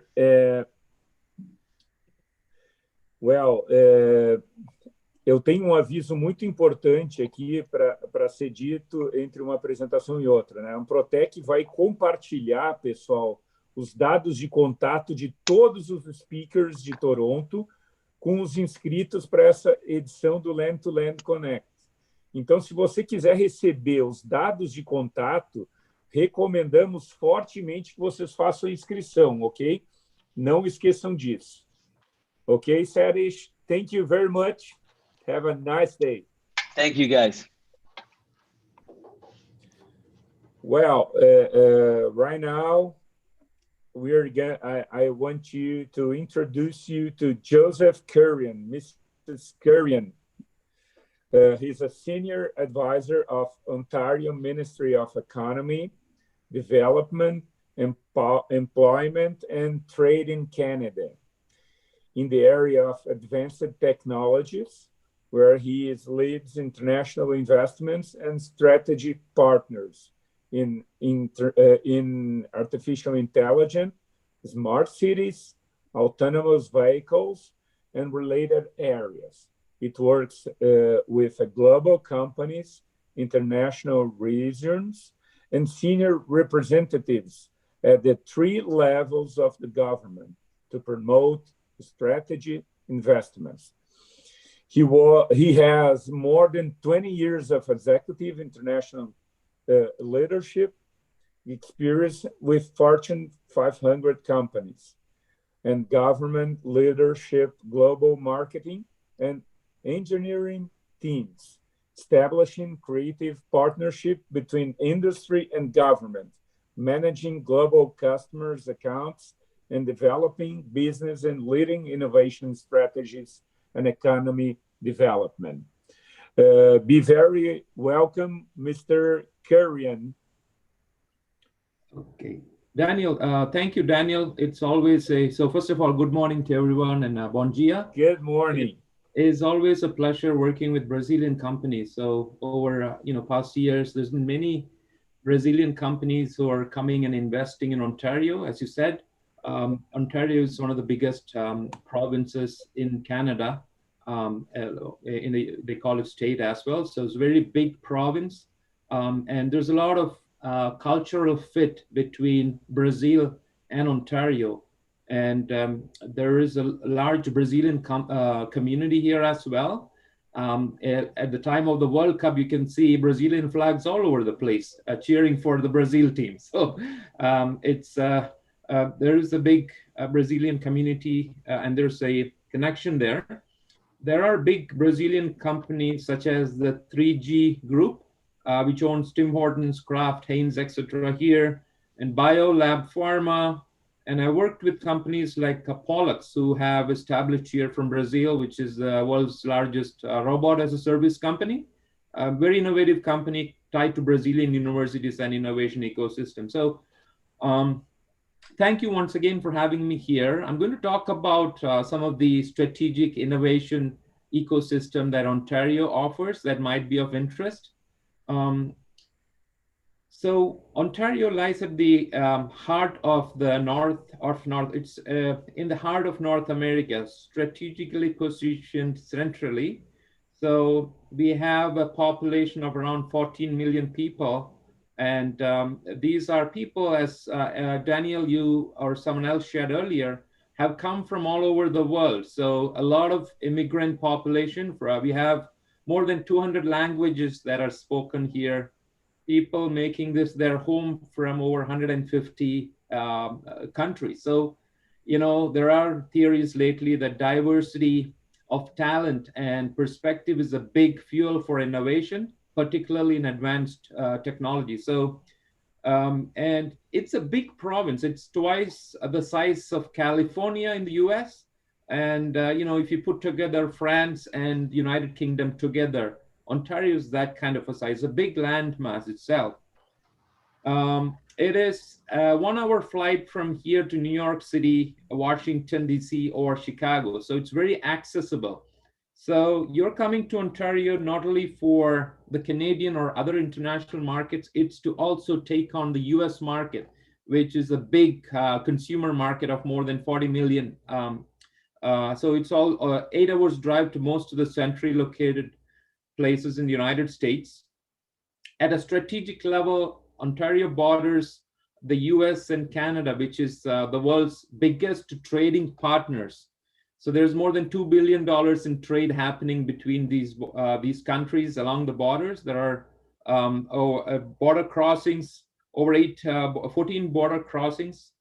So it's centrally located in a very dynamic economic zone where there is intense trade. So when you talk about innovation, that is another factor, the positioning of the place itself. So there are a lot of automotive companies and a just-in-time supply chain system between these borders. So innovation is happening to continuously improve that. So all kinds of technologies being applied to that. Another aspect is that from the 14 million population, Ontario is ranked #1 in the OECD for educated workforce. So more than 70% of the population has post-grad qualifications. And in the information and communication technologies area, it's more than 84%. So it's a highly educated workforce that you get when you come here and set up to, invent the future, invent new technologies, etc. In terms of the size of the economy, the Ontario economy itself has a GDP of around $800 billion, and it makes up approximately 40% of Canada's GDP. So I hope that gives you a size of the strategic location itself of Ontario. And sorry, I forgot to put my, let me share my screen now. Can you see the screen? Daniel? Yes, Okay, yes, great, yes. great. So I just went over the first, the strategic location of the province. And as the earlier speakers alluded to, by coming here, you get access to Canada's international trade agreements with over 40 and free trade deals with over 46 countries. It's good to note that Brazil is working on an FTA with Canada as well. So what this means is that you get access to over 1.7 billion consumers across the world. And when you talk about innovation, one thing is to have an idea, then to get it into startup mode. And then the challenge is to scale it up and make a global company, a leader, a unicorn, right? So one of the studies innovations say that when you build or invent a company or a product, you need to look at a product being a consumer product. If your product is consumer oriented, it's going to make your company big if you invent something that's for consumers. So that is relevant in this area when we talk about these opportunities in different countries. The next slide speaks about a strong legacy in the area of innovation. So Ontario is a province that has created innovative products across sectors: automotive, aerospace, manufacturing, life sciences, you name it. This is a province that has got inventors who have applied their brilliance to bring solutions to the world. So for the past 150 years, this has happened. Technology breakthroughs and product development. So in 1874, Henry Woodward invented the light bulb here, and the patents were sold to Edison, and then it took off. In the 1900s, insulin was invented here, geographic information systems, GIS, at the anti-gravity suit which space explorers use. And in the late 1900s, IMAX, the theater technology, and also you must have heard of BlackBerry, the first smart device that came, and that was invented in Ontario in Research in Motion, RIM, the company. And again, in 2018, Professor Geoffrey Hinton, who is known as the godfather for artificial intelligence, won the Turing Prize for his work in machine learning. So it's considered the Nobel Prize in that area. And also we have several other scientists like Donna Strickland from the Waterloo University, who won the Nobel Prize for her work in laser technologies. You might want to also know that we have a robust quantum computing ecosystem, and Professor Stephen Hawkins was for a while teaching at the Perimeter Institute for Quantum Computing here again in Ontario. So just a slide to give you another angle of this province being a world leader in innovation. So by setting up here, you get this kind of brilliant legacy of innovation that has happened here.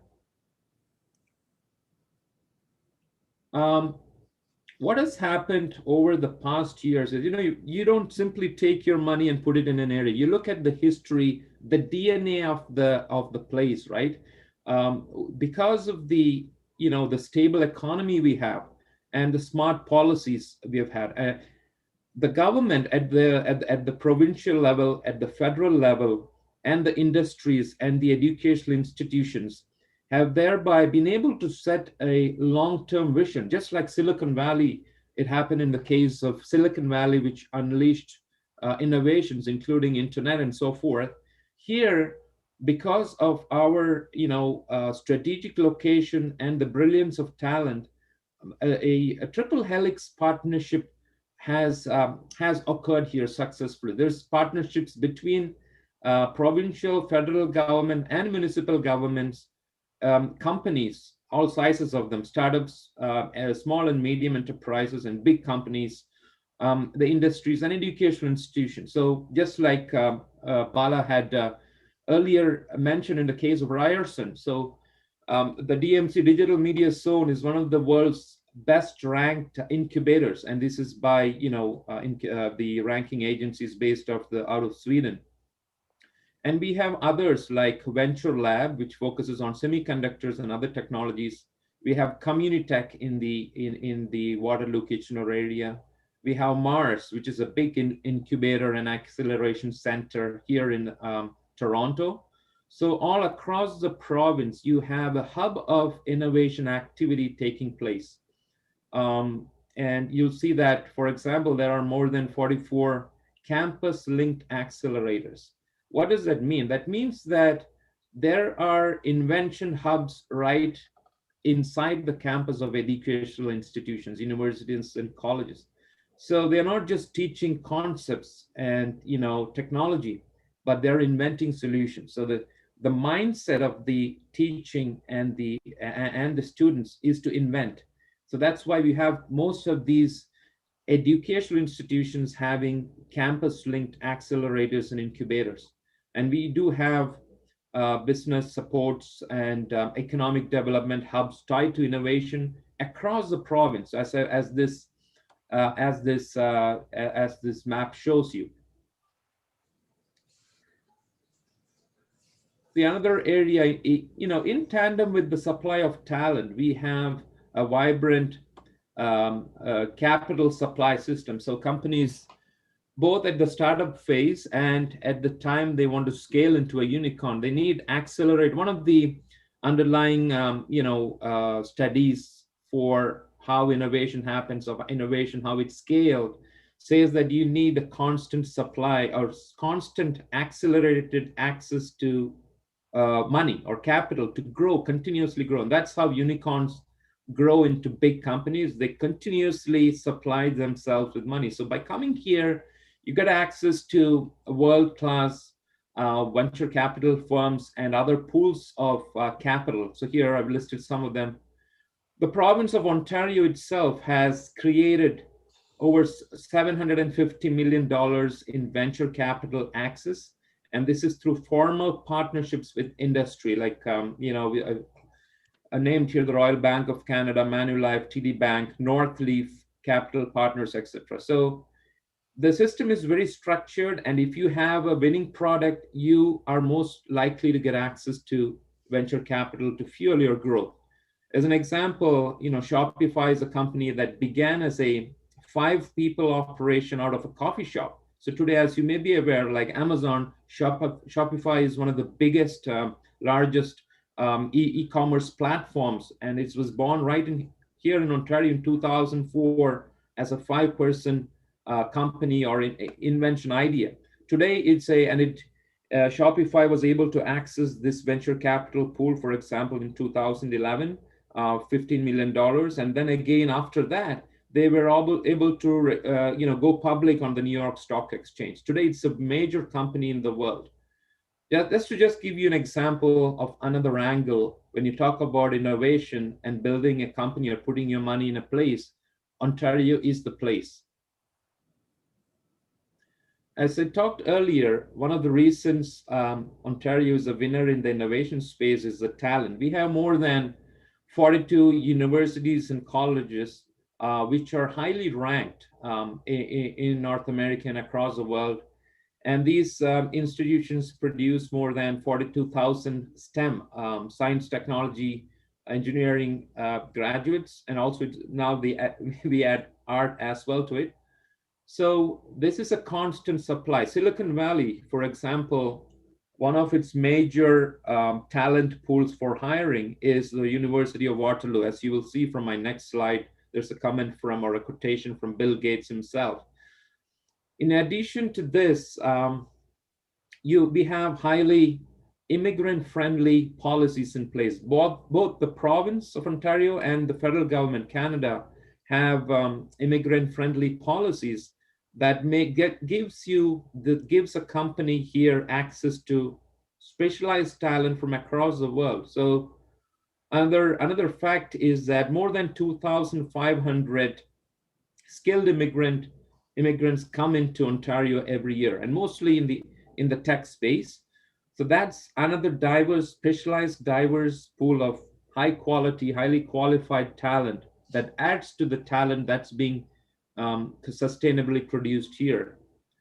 And our cities rank quite highly for the quality of life, which is a big draw when you want to build a world-class company. You want to get talent that's going to stick with you, right? So that stickiness is available when you locate here in Ontario.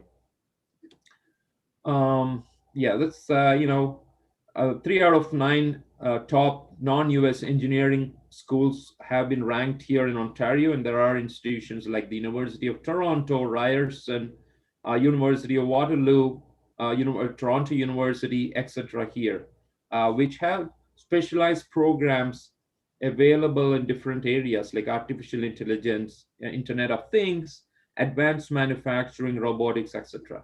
And one of the trends I've seen is that there's opportunity for companies to come here and slowly, develop a relationship or even a formal partnership with these institutions. For example, companies like Google and Toyota have set up partnerships with the University of Waterloo, and other companies have set up similar partnerships with colleges and universities. And we help facilitate those introductions at those times when there is an opportunity.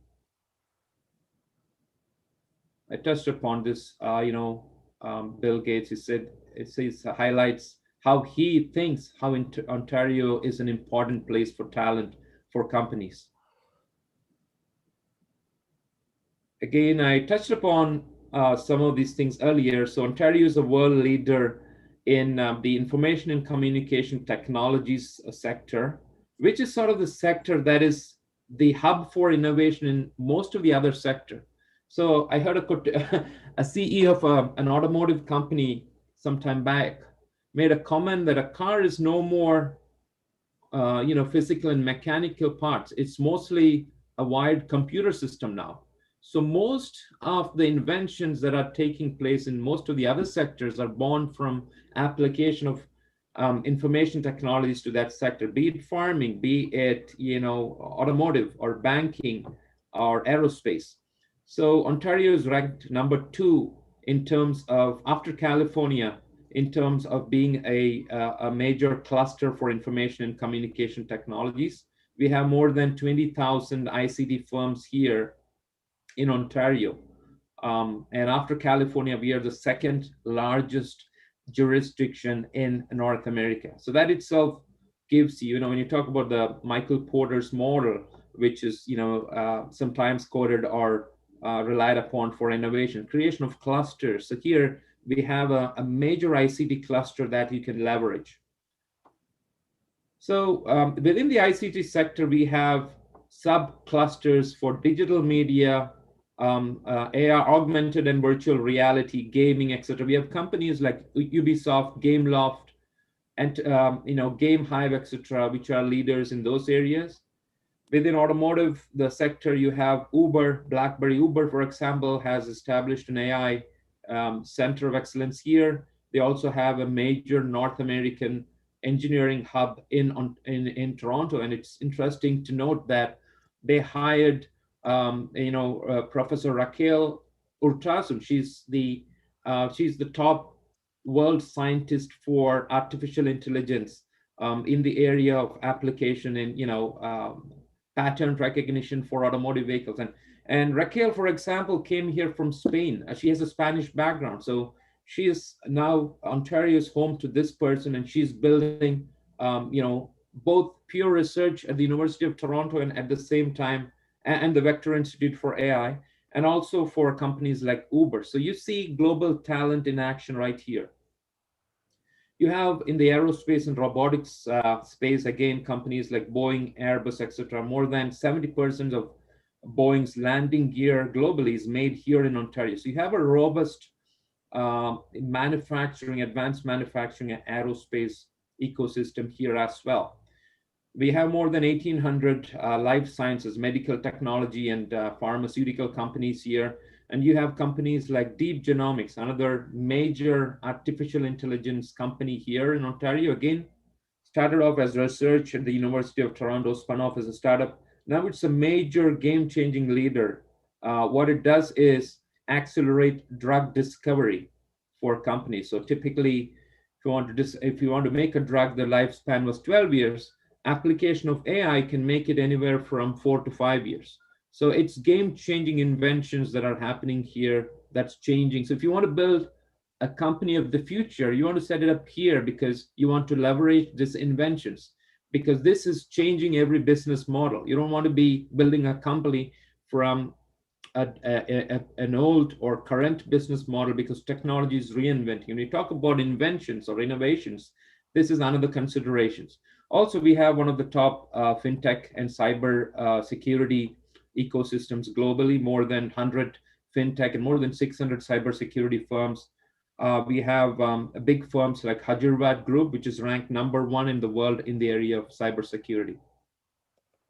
So again, this is a slide that highlights that we have most of the major global companies here: Amazon, Facebook, Google, Microsoft, Siemens, Ubisoft, etc.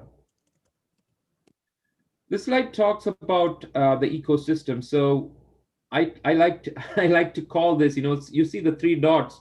If you run a line along those, it's running a line along the province of Ontario, and it's around 800 kilometers. So from along that line, so think about it as the golden corridor for information and communication technology. So you plant a seed, an idea or a startup anywhere there, it's going to grow. A big tree of innovation or scale up as a big unicorn if you have a great idea. So on the north, the top, the first dot on the north is Ottawa. That has around 3,000 companies there. Mostly, there is a focus on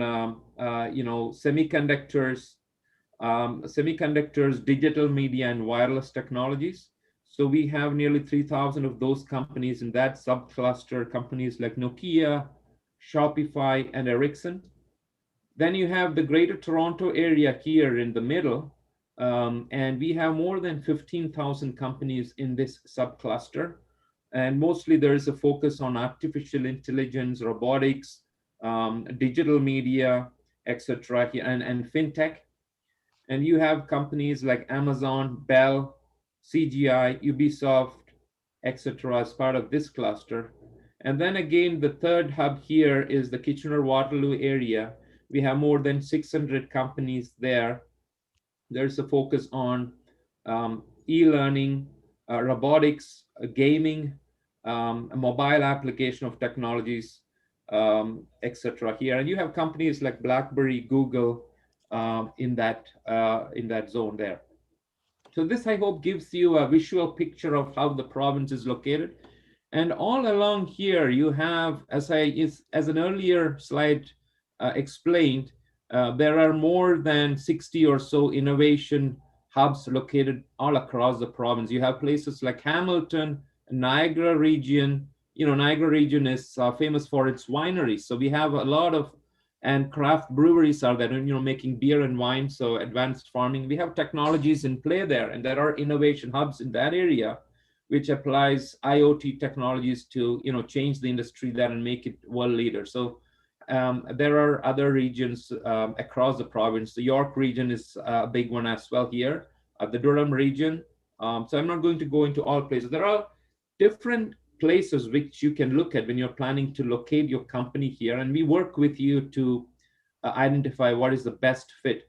The other thing is, we have one of the most cost competitive, it's one of the most cost competitive regions in North America to establish. So in terms of establishing a business, the costs are comparatively lower compared to any other place in North America. So artificial intelligence, we are a world leader in this area of technology. And again, as I said, this didn't happen overnight. It took many decades to land us here, and the main reason is because of the research that has gone on in our educational institutions, and again, funded consistently by government and supported by government. So Professor Geoffrey Hinton, he pioneered deep learning in the academic space over the past 2 decades. And earlier on, we didn't have the computing platforms. It was called the winter of artificial intelligence. We had the equations, the models, and the algorithms, but we didn't have the platforms to run them. So, but we still had that invention, the brain power here, and that work happened here for deep learning within the labs of University of Toronto. So Professor Geoffrey Hinton and the large group of academics who worked with him, right, and the students, the researchers. So that is one of the main centers of excellence we have here. And that is relevant to any invention, any innovation that you're looking at. AI is very relevant. And the interesting thing is we are part of the pan-Canadian AI strategies. Canada is one of the leading countries or few countries in the world which has put out an AI strategy. And Toronto, Ontario, along with Montreal and Edmonton are part of the 3 AI clusters that form part of this AI strategy. So it's interesting that the deep learning expertise within Ontario can support and draw from the other areas of expertise, reinforcement learning, etc., which are available in Edmonton and Montreal. So this is a strong network of excellence in that realm. Again, there's Professor Ajay Agarwal. He established a Creative Destruction Lab, another example of an innovation hub that is sprouted out here, which has a program for quantum machine learning. So I've been there. If you walk into these kind of incubators, we often or always bump into venture capitalists from the United States who are coming there to fund companies that are an idea. So it's an exciting model there. They have germinated more than 100 startups over the past 5 years, with equity of more than $1.4 billion. So you can see the dynamism of the activity here. So it's the excellence, the talent, and the money coming together to grow companies. Think about it as a big tulip farm or a big coffee estate. You put a seed there, it's going to grow and take over the place. One of the other major institutions in Ontario is the Vector Institute for Artificial Intelligence. So the province of Ontario led and I had the opportunity to be part of this as well, to establish this institution. It's a world center of excellence in artificial intelligence. It was established as a partnership between the provincial government, the government of Canada, and more than 30 companies from the industry. So you have companies like Google, you have companies like Uber, Royal Bank, TD Bank, Scotiabank, and so many other companies that have come together to establish these institutions. We putting in more than $200 million. So again, things like this are going to invent the future here. They have both pure academic research and applied research for industries. Touched upon this, some of the world's leading scientists are continue to operate here in Ontario, and this is their expertise. And for example, in the Vector Institute itself, you have more than a community, a micro community of AI specialists, more than 320 researchers who are working on cutting-edge problems, solutions for the most tough and important problems for industry and in the academic world. So Ontario, we've been seeing a constant caravan of investors flocking to Ontario. Just like in the past, it was Silicon Valley. People are bringing their ideas, their talents, and their investments into Ontario to establish companies here. So NVIDIA, Samsung, Google, all of them have established AI labs in the recent past here in Ontario. Shopify recently expanded by an investment of $500 million. Microsoft did the same, more than $500 million investment. Uber has established its research labs here. And every week there is an announcement that is a company from somewhere in the world has come here. And we, from the Ontario government, work with these companies, help them connect with the ecosystem, and set them on a path for becoming a unicorn. And one of the interesting things about Ontario is that it's a tightly knit. Once you come here, you're part of something bigger. So it's a tightly knit community. There's a lot of mentoring activities happening. So we have an ecosystem where there is a startup.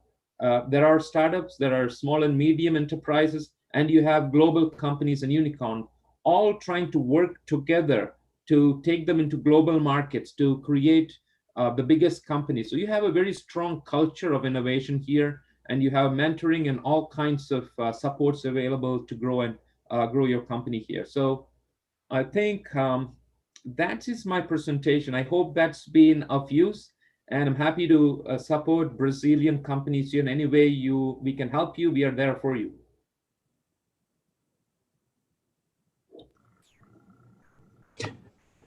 Thank you very much, Mr. Kurian. It's a very impressive number and information for the Brazilians. It's very important for Brazilian startups know the potential and the importance of Ontario and the ecosystems of startups in the world. So thank you very much. And we are very proud to be with you here. Thank you, Daniel. Everyone have a great day. And Daniel, thank you so much. Thank you very much. Bye. Well, guys,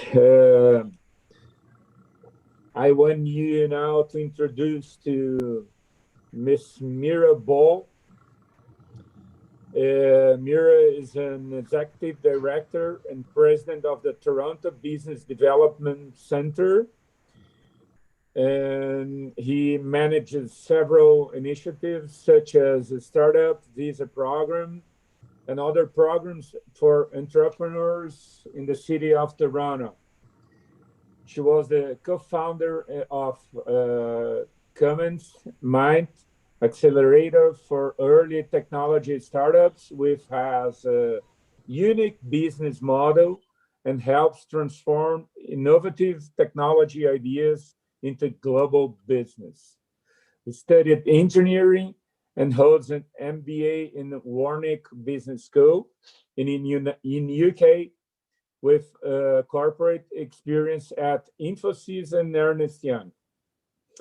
The Toronto ecosystem has achieved international recognition and local success. The strength of this ecosystem is fueled by international talent and a unique set of support programs. Neha's perspective on the Toronto ecosystem leads to an inviting economy and a robust ecosystem to house new entrepreneurs and international startups. Miryam, be very welcome. We are very happy to have you here.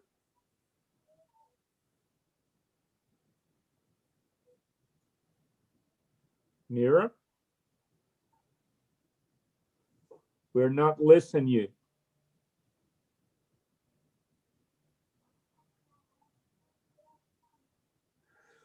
Let's see if the microphone of Miryam is closed. Miryam? Are you listening to us?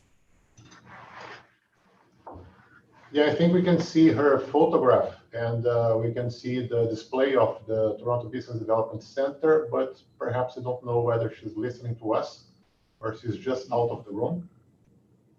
Okay, I don't know if the technical guys can help us right now. Yeah, perhaps as a suggestion, you could try to contact her in the meantime and perhaps anticipate Paul Salvini's presentation if he's still on the line. Perfect, perfect. We're going to do that, and then we later are going to put Miryam right here.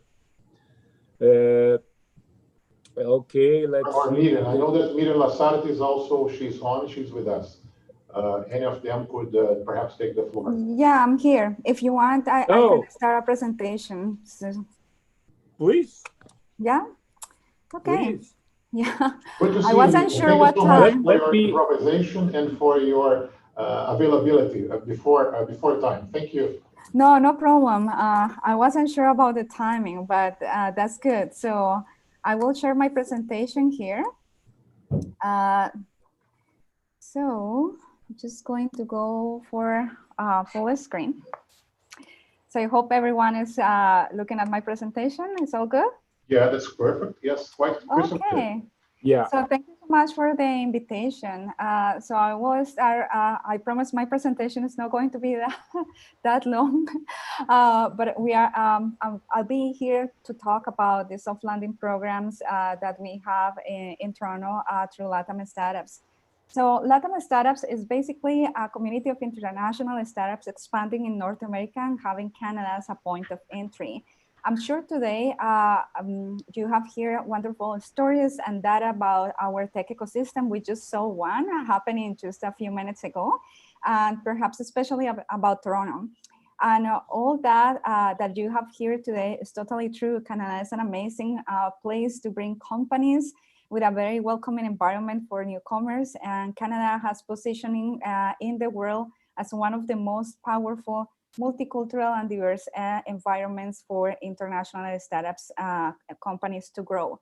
So my name is Miryam Lazarte. I'm the CEO of LatAm Startups, and now I'll be presenting you market entry experience in Canada from international tech companies.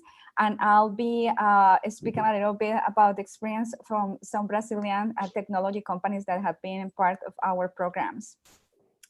So let's start saying that LatAm Startups is a nonprofit incubator accelerator that has worked with over 90 startups in the past 3 years.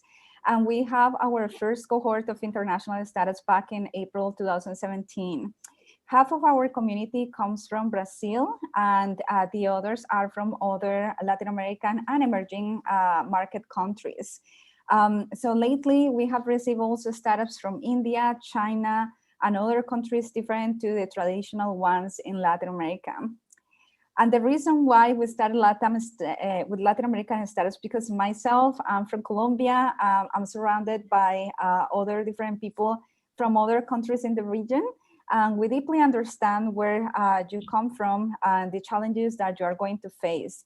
That makes our program unique and help us to serve better startups that can be coachable and willing to understand best practices in North America. So being said that, I would like to add that we are part of the National Angel Capital Organization, an institution with the largest angel network in the country. They facilitate data and connections with angels to organizations like us. We also are supported by the City of Toronto. You can see there, Mayor of Toronto, he has been involved in the last events that we have done in the last 3 years. We are funded actually by the city since 2018.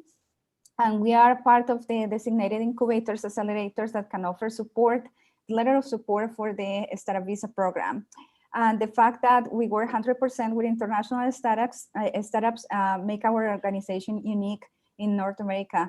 Reason why we work together with other partners, incubators, accelerators that successfully have received and mentoring our startups. This step is very important for us because it complements the work that we are doing with international startups in the insertion and adoption of new businesses and new business culture. So before you hear in the other presentation that there are several incubators and accelerators in the market, most of them are very well positioning in the world. And we are proud to say that we work with them. We work with Mars Discovery District. We have startups in there. We have startups at Ryerson. We have startups at Accelerator Center, Creative Disruptive Labs, Helix, and so many others. So basically, our program is a first step for many startups that are coming into the country.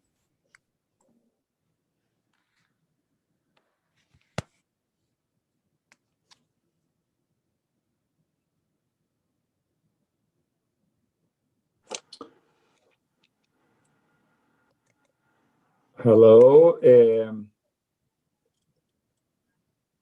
Mrs. Miryam, Mrs. Lazarte, are you there?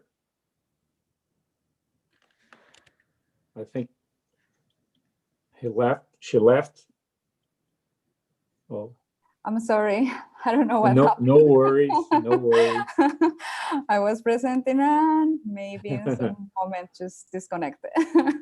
Okay. I need to be able to share a screen again. Please. Yeah, but it's no, seems like I need permission. Let's see if our technical support can help us. Guys, can you help us? Yeah, I just allowed her to share her screen again. I think her connection failed, so I had to authorize again. Yeah. So, Mrs. Sorry about that. I think it's okay now. It's okay now? Okay. Awesome. No, it says still that I need permission. I don't know why. It's not really sharing anything. Host disable attendee screen sharing.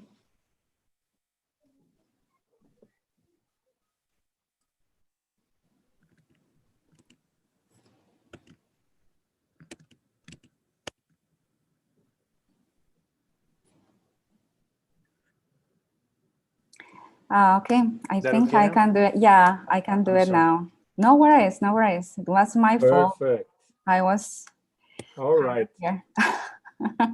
Okay, so that's technology, guys. Okay, continue with the presentation. I'd like to explain that has been different challenges that startups are facing entering into the market.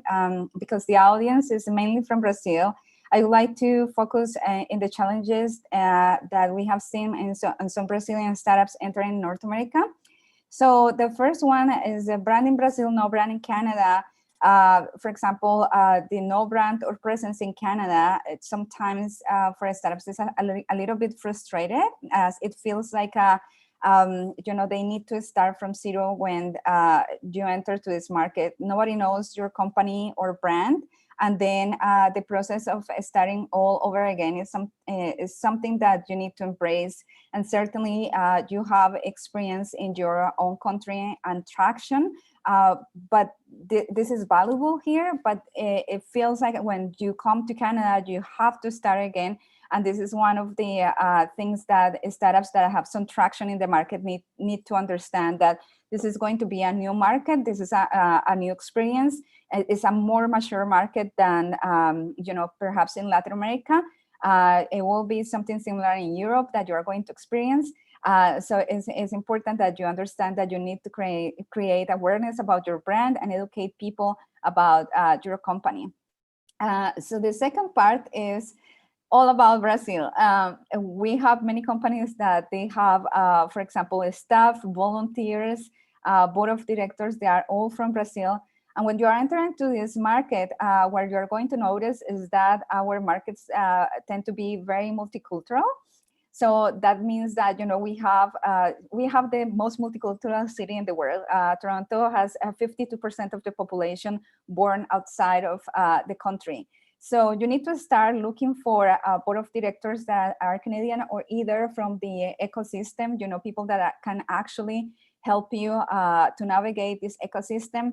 And besides that, I'm pretty sure there are many Brazilians that are very good professionals. I've seen it myself. You know, the lack of knowledge in the market will play a role in all this. So you need to diversify your team and you need to diversify your board of directors. The third thing is language. Many times we have startups that they have a very good product, but sometimes, you know, co-founders don't have the language that is required here in Canada in order to do business. So in case that, you know, you don't have to have a perfect English, you have to have a conversational English, kind of like, you know, I have a broken English, for example, that's probably okay. But sometimes when you are actually going into sales and you're going to enter to the market, we usually recommend to hire a person here that can help you to navigate that part. And at the beginning, you know, for some Brazilian startups, this can be a very difficult step because of the cost related, because of the knowledge of the market.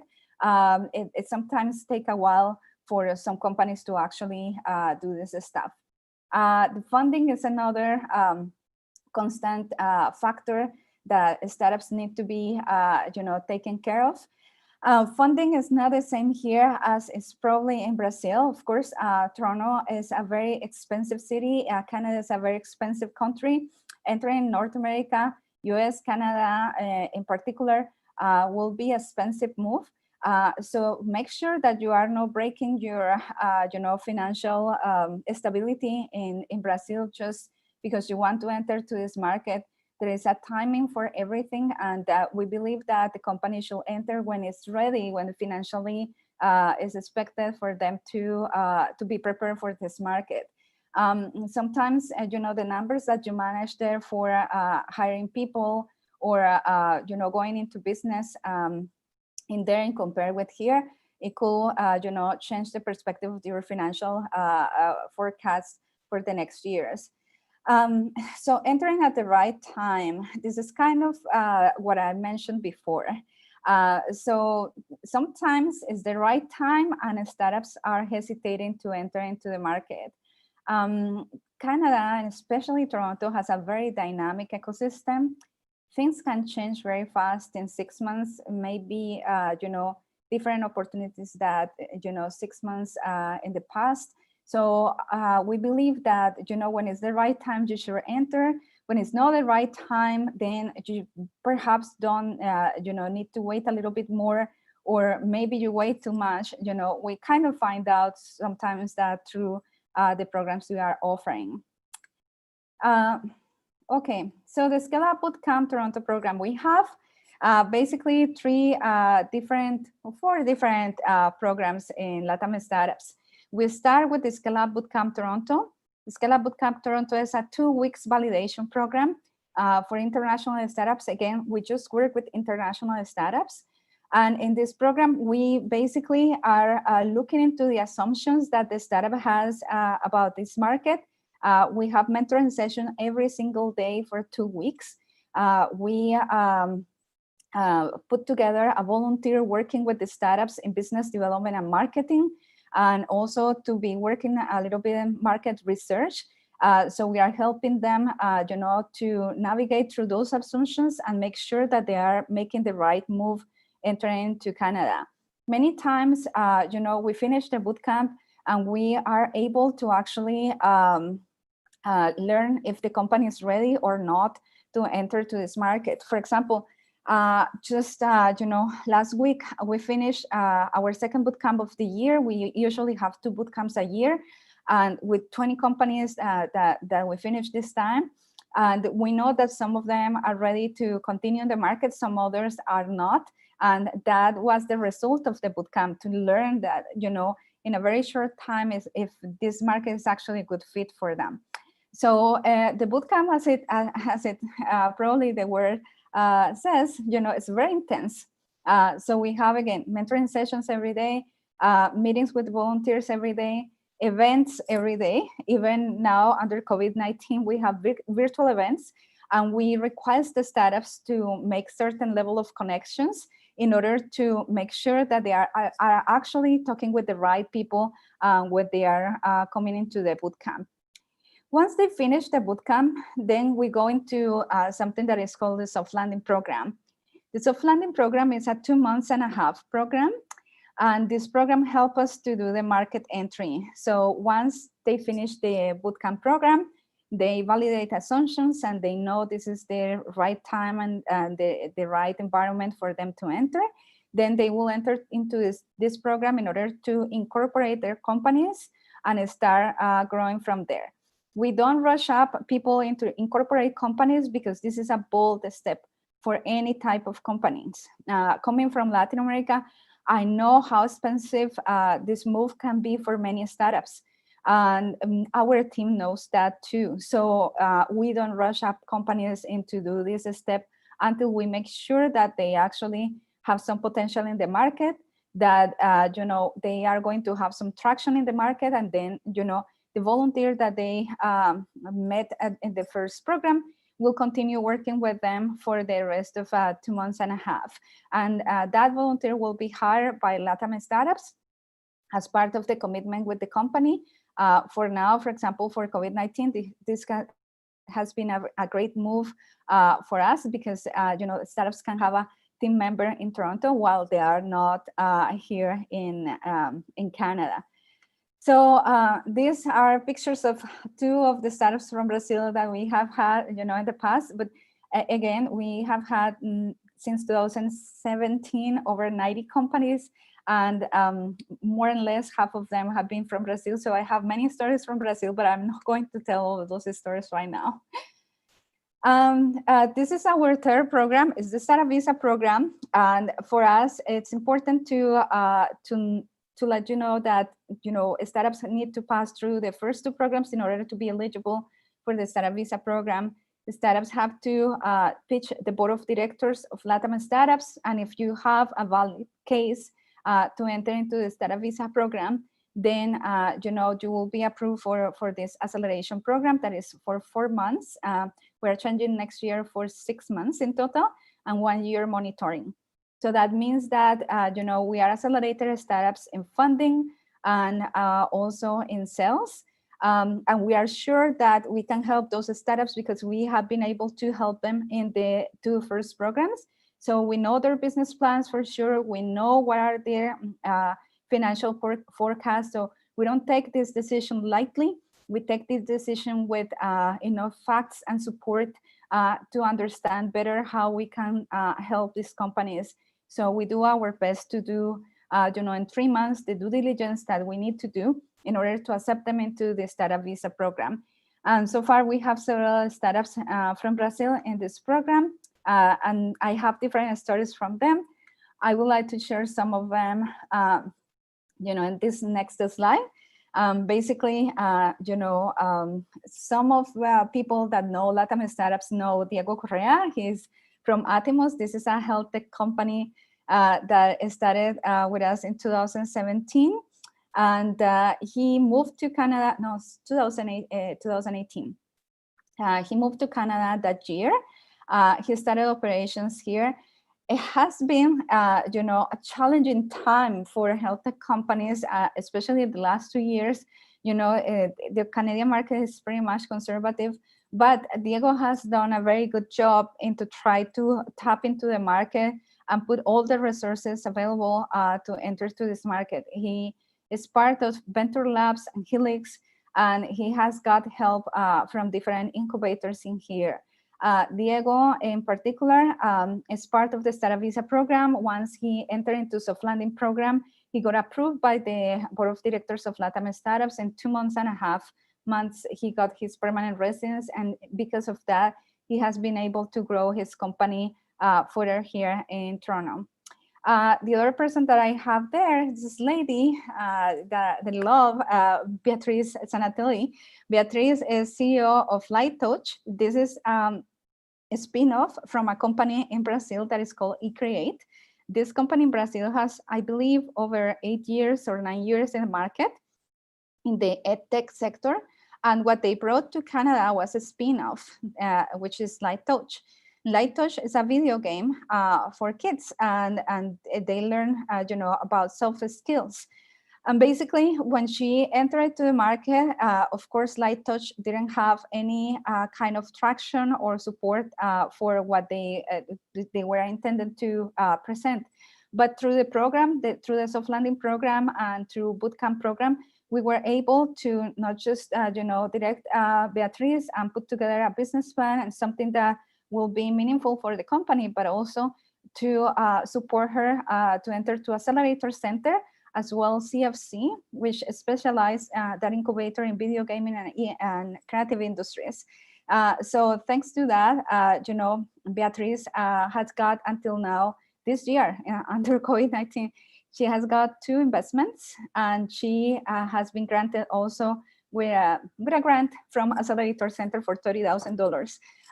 So it has been totally an extremely good year for her business. And she has been able to get the right support, through LatAm Startups and through the other extended network that we have. I have also Lipsio from Bitnick & Sons. This is a fashion tech company, part of the fashion sub at Ryerson University. And he also entered to Canada at the end of 2018, and then he continues soft landing in 2019. He became a part as well of the Startup Visa program, and Lipsio is actually one of the startups that is growing in sales in the Canadian market, thanks to the support of LatAm Startups as well. Ryerson Fashion Zone has been quite a pivoting year for him, being in the attached to the hospitality and tourist industry. It has been, difficult for him to pivot, but he has been able to do it, and he still has sales in both Brazil and Canada at this point. So basically, what you have seen here is that we have worked with different startups. We work very close with the ecosystem. We believe in what the ecosystem can bring to people in terms of collaboration and support. We're very proud to be a Canadian incubator, but we are very proud as well of our roots as Latin Americans and how we can help startups to become a part of this wonderful ecosystem in Canada. So that's it. That's my presentation. If somebody has questions, just please let me know. If not, this is our email, contact@latamstartups.org. Miryam, thank you very much. We really appreciate that we have a special programs for Latins. We can be more welcome and feel better to, to develop our startups in the brothers in the same area. Thank you very much. No, thank you so much for the invitation. Oh, great. I'm going to ask a question. Please be free if you want to answer, or other partner can answer right now. Let me bring the question right here. Just a second. There is some financial subsidy to cybersecurity startups which work there. There are too many grants. The subsidiaries that you're talking about are basically what we call it in the market grants. For startups, there are over 100 grants in the market. It doesn't matter if it's cybersecurity or not. Since you are technology company based, and cybersecurity certainly is growing in the market, you will find grants that are available to develop technology, to hire people in that technology, or basically to expand in that technology. So we have special presentations about grants. In the past, I believe in the website, in the YouTube channel of LatAm Startups, you will see a special presentation about cybersecurity and grants that are in that area. I believe the presentation is from the beginning of 2019 or end 2018. But it still is applicable for what you have seen in the market right now. Okay, Miryam, thank you very much. We are a little bit late, so we really enjoy your speech. And now we are going back to Masha. Thank you for the invitation. Bye. Thank you very much for joining. Thank you, Miryam. Great to see you again. Wonderful. Good. Masha, Mrs. Masha? I think that the next one we're trying to get Neha Bahl again. She's on the line. She's our next speaker. Yeah. Neha, that's great to see you. That's here, Ademar here speaking from the consulate. You were so generous that time, so you made a kind of permanent mark in our relationship with TBDC and ourselves. So we are delighted that you are here now in virtual form. Thank you so much. Thank you so much. I think you were looking for me before, but I had issue with the with the connection, and then I got on back again. But thank you so much for inviting me. I'll be more than happy to talk about our offering for international startups, and specifically for any Brazilian startups that we look at as well. And I'll be more than happy at the end of it to be able to share the presentation, or if there are any questions, we can answer them. Please do. Yeah, great. Thank you very much. Okay, go on. To share my screen. I don't really have to explain anything about how good is Canada and how amazing an ecosystem it is about startups. For startups, I know of speakers before me have talked a lot about it, so that's absolutely brilliant. And what I would like to also do is talk a lot more about the startup visa program that we offer, and that's where I'll start all my presentation as well. So a little bit background about TBDC. Toronto Business Development Center is one of the first business incubators established by the City of Toronto and Province of Ontario in 1990. that's probably when you didn't even call your business a startup, right? The term was not even coined. So we've been that old, and we've been established to help grow and scale startups to various resources. We're a 30-year-old organization, and we've helped about more than 9,000 plus businesses that have come to us. There are a few big names from TBDC over the years as well. So, I mean, and for the startup visa program, we've been one of the first designated organizations with the federal government to run this program as well. So while it was a pilot program in 2013 to 2018, TBDC has actually processed 60% of all the applications that came. And then we have had a lot of startups that came into the startup visa program through those applications as well. So just to give you, I know Miryam talked about it, but just to give you a little more detail on the startup visa program. So there are 3 tracks in the program, and there's a venture capital track, there's an investor track, and an angel investor track, and then there's a business incubator track. So we are the business incubator, and so is LatAm Startups as well. So there are also venture capital and angel groups that invest a certain amount of money in startups, and that's when they can support them under the startup visa program.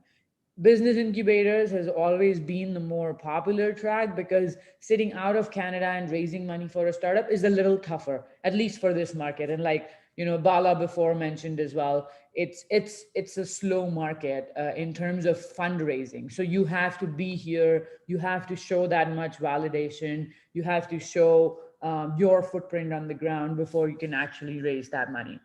So who can apply to our program? So we, unlike LatAm, unlike a lot others as well, we are sector agnostic, and we look at businesses who have market validation. So yes, the first thing is it should be an innovative business that's addressing, a significant size of the market globally, not just your home country or not just Canada. A strong founding team, which is absolutely critical for us because we bet on people. And market validation comes to us in terms of making revenues, or actually, if you have even if the companies are pre-revenue, we look at IP, we look at patents, we look at if somebody else as an institutional investor has invested in you, or you are working for R&D with a university. So those are the ways we look at market validation in this case. So we offer startups a 6-month program, and because we look at market validated companies as well. So that means they have revenues, or they have patents, or they have collaborations with universities and investments. We give them a 6-month program, and we make it a paid program. It's a $30,000 Canadian dollar program, and I'll talk a little more about what do we do in the program as well. But this is basically to assist international startups setting up their business in Canada. I mean, there is a prerequisite, or I'd say it's not a mandatory program for us, but the bigger companies or the scalable companies use it too. That's called the soft landing program, which is more for scale-ups to have their footprint on the ground, but looking at moving their management, moving their sales head. So startup visa becomes only for founders. So our track record for at least the last year, the numbers have changed. We've approved about 60 startups in 2019, 2020 until now. We've received over 1,000 applications, and we're hoping to do 100 startups next year. And if I have to talk about the geographies these guys are coming from, it's anywhere between India, China, UK, US, Turkey, Iran, Kazakhstan, Hungary, you say it and we have it.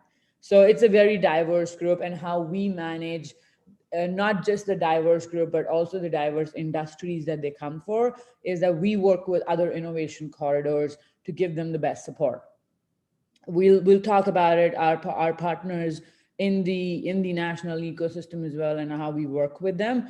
So for example, we work with City of Brampton for advanced manufacturing and cybersecurity startups. We work with Northumberland for agri-tech startups.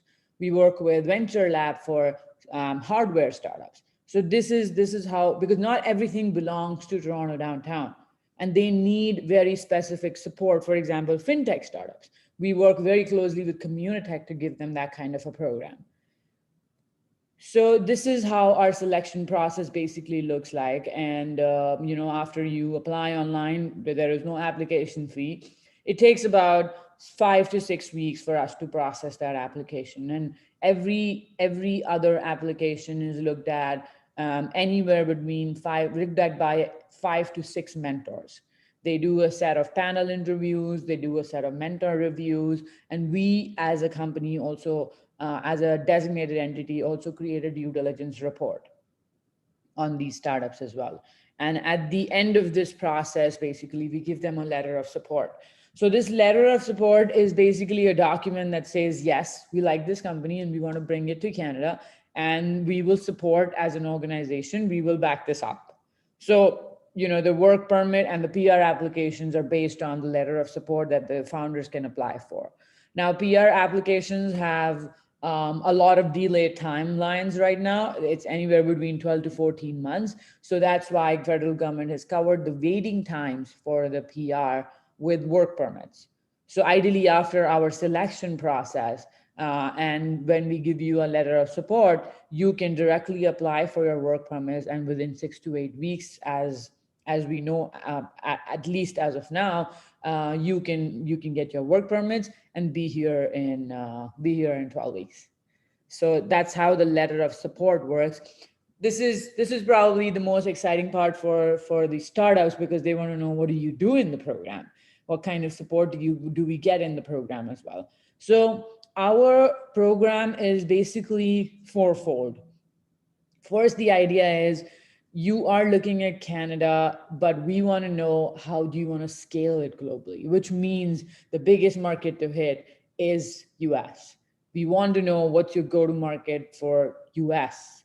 We want to know, and we want to help you with that as well. So when we look at startups, we want to look at the relevance of that product or service globally, not just Canada, right? So the first part of our program is a lot of business advisory.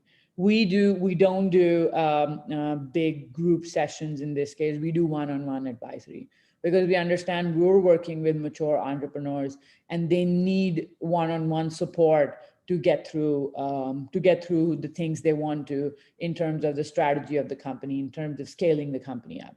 Then access to capital, which is also a lot of investment partnerships. We give them access to our VC and our angel network. And we also include a lot of US investors in it. I mean, for everybody to know, 60% of Toronto deals have US money. And I think Toronto is the only market that US investors look at outside of US to invest in. So we do partner with a lot of US partnerships are coming around with the access to capital as well. We work with a few Silicon Valley VCs. We work with a few entities like Invest Atlanta, to get that entry into the US market, to get that support for soft landing into the US market as well. The third thing for us is the access to capital. We've seen that most of the companies that come into the program are either hiring for sales or hiring for tech. And given how wide our talent pool is, we try and do all the university partnerships to support access to talent. If you're hiring co-op students, if you're hiring lateral talent, we work with various forums, we work with various universities to give you access to that. And the fourth one, which is probably the most important and my favorite one, is the founder development. Founder development comes in terms of personal one-on-one coaching as well, which means like coming from various geographies, coming from various cultures, how do you level the playing field? How do you teach them that this is how funds are raised in North America, or this is how pitches are made to the customer? So whatever is needed from a mindset perspective for founders is something we also cover in the founder development part of the program. And then these are more tangible offerings that TBDC has. We become your home for 6 months, starting from you using this as a business address, standard IT needs. You have flex office spaces. You have access to all the common areas, and then you have a dedicated program manager. which really means that you get your monthly calendar around the program with us. You know exactly when your advisory sessions are happening, what events you're attending, and even we have check-ins with TBDC management every 3 weeks. So this is how we keep a track of what are your needs, because initially in the first month per se, we make your program very generic, starting from you meeting, you know, the banking people, the legal, the strategy advisor, the marketing advisor. And then after that, we figure out what the exact needs are for the business, for as much as we understand from the business and from the founders as well. So it's a customized program for every startup. There is no cookie cutter format that we can apply on it. And that's where we think we bring value, because there is no cookie cutter program that applies to any startup at any point in time. And also, given the 60 startups that we've approved as well, I can tell you that we have companies who have revenues starting from 100K ARR to 10 million. So even the sizes of the companies are very, very varying for putting them in a single program. So these are some of our partners, some of our peers, some of our investment partnerships, some of our other partner services and event partners that we use to give you access to this ecosystem as well. We are a nonprofit, and we've always been funded by the city and the province, and also looking at federal funding coming this year as well. And we're looking at expanding our intake as well with our partners, including Communitech, Mars, DMZ, Venture Lab, and Sci Innovation as well. So it'll be more the merrier at our end. It'll not be a quota, okay, we can do 25 startups a year and that will be it. So this is what we were looking at in terms of scaling the program as well. And that's it. If you have any questions, I'll be more than happy to take them now, or you have my contact details on it, and we'll be happy to connect and do one-on-one calls. Masha, thank you very much. We really appreciate what you talk about. And for sure, the people are going to get in touch with you because we don't have now time for more questions right now. We are a little bit late. I'm so sorry. So thank you very much. And now I'm going to call Mr. Paul Salvini. All right. Mr. Paul is an experienced senior executive passionate about helping to build innovative global organizations. He's the CEO of Accelerator Center, a world-renowned facility dedicated to develop of more than 120 science and technology-based companies in the Waterloo area. He also a professor at the Conrad School of Entrepreneurship and Business at the Faculty of Engineering at the University of Waterloo. He spent much of his career in the film industry as a chief technology officer at Side Effects Software, Toronto, and Christie Digital. At Side Effects Software, she led a team of mathematicians and computer scientists in the development of Houdini, a visual effects software package used in films and games. In 2018, the company was recognized with an Oscar and an Emmy. His academic background holds a bachelor's degree in computer science from the University of Waterloo and master's and doctorate in engineering from the University of Toronto and an MBA from the Rotman School of Management. Mr. Salvini, be very welcome here. Thank you very much for joining us. It's my pleasure. Thank you very much for having me here, Daniel. So I'm going to just talk about the Accelerator Center. We're in the town of Waterloo, and that's approximately 1 hour west of Toronto. And it's very much about 600,000 people in the Waterloo area, in the Waterloo region. And yet is home to 2 universities and 1 community college. And so it's well known as a very academic town, which attracts and produces a significant amount of talent. In my career, I've had the privilege of teaching not only at Waterloo, but at Ryerson and University of Toronto as well.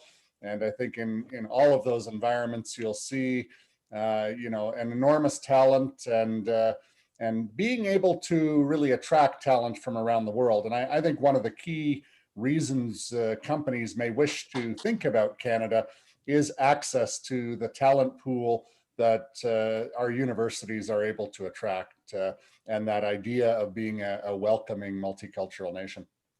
In terms of the Accelerator Center, we are a technology incubator or accelerator in Waterloo. We have 4 locations that we operate, and our focus is to be relatively selective in terms of the companies we work with. And so we work with about 120 companies at any given time today, which is a significant growth that our organization's had over the past 6 years or so. And our focus is all about, as many of the other speakers said, the importance of building world-class global companies and making sure that those companies can compete in the world stage. And as a technology founder myself, it's so important to not only have great people and great technology, but the kind of support in order to navigate the networks of individuals that you're going to need in order to succeed in terms of whether it is financing or the development of staff and people, and how to export from Canada as a base. The accelerator itself has been very successful. We've been ranked a top 5 accelerator globally as a private accelerator, and Canada's #1 AI and FinTech incubator as well.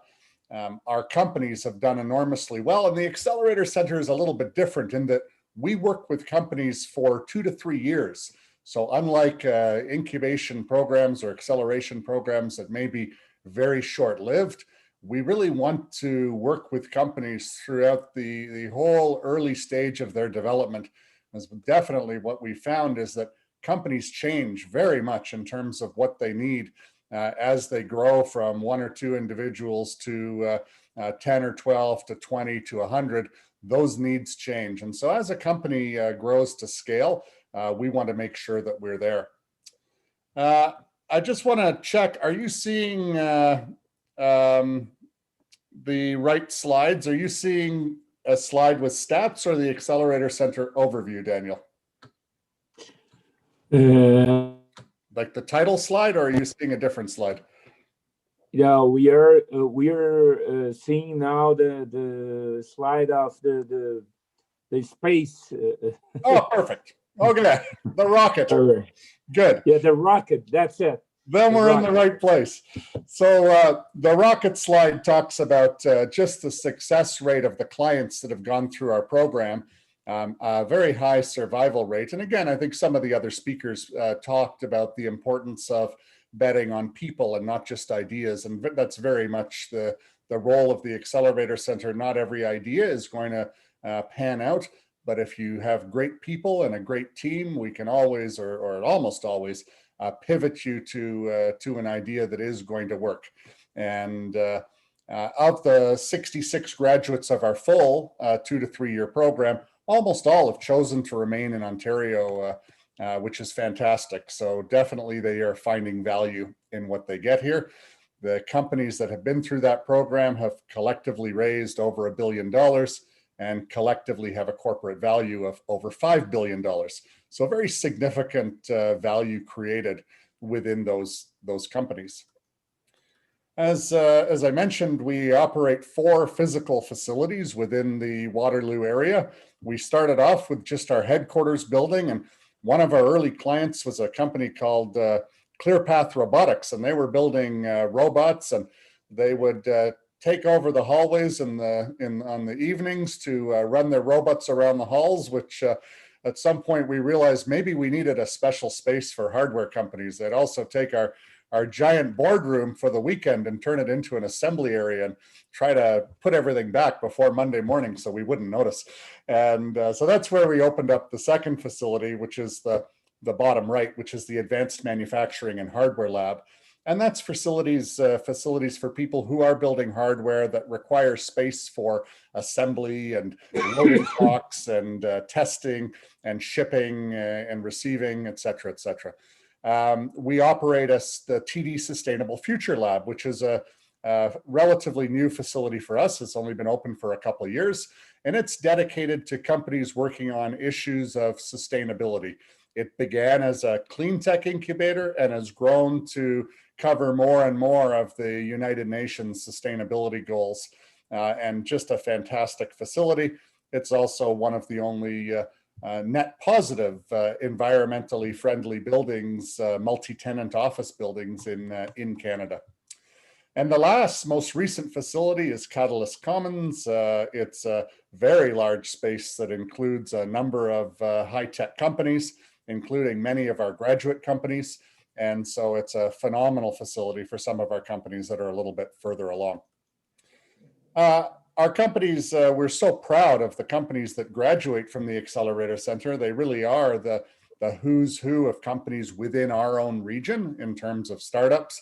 And it's enormously rewarding to drive around and see these names on the sides of buildings, and to understand that some of these are now billion-dollar companies and have just done phenomenally well. And some of those companies are not only billion-dollar companies, but companies that have come to Canada through the Startup Visa program, which again, several of our speakers have spoken about. Our programming has 4 phases to it. We work with people as early as just somebody with an idea, and they want to know whether the idea is worth pursuing, to see if there will be great product market fit, to really understand if this is a business venture worth undertaking. And we work all the way to companies that are well on the way to scaling up and opening up offices in other locations and truly becoming global companies. And even after the 2 to 3 years, we continue to work with our companies and offer specialist advice. Maybe they're opening up an office overseas and want help with the legal and other issues surrounding that. We're always there for our clients and our graduate companies.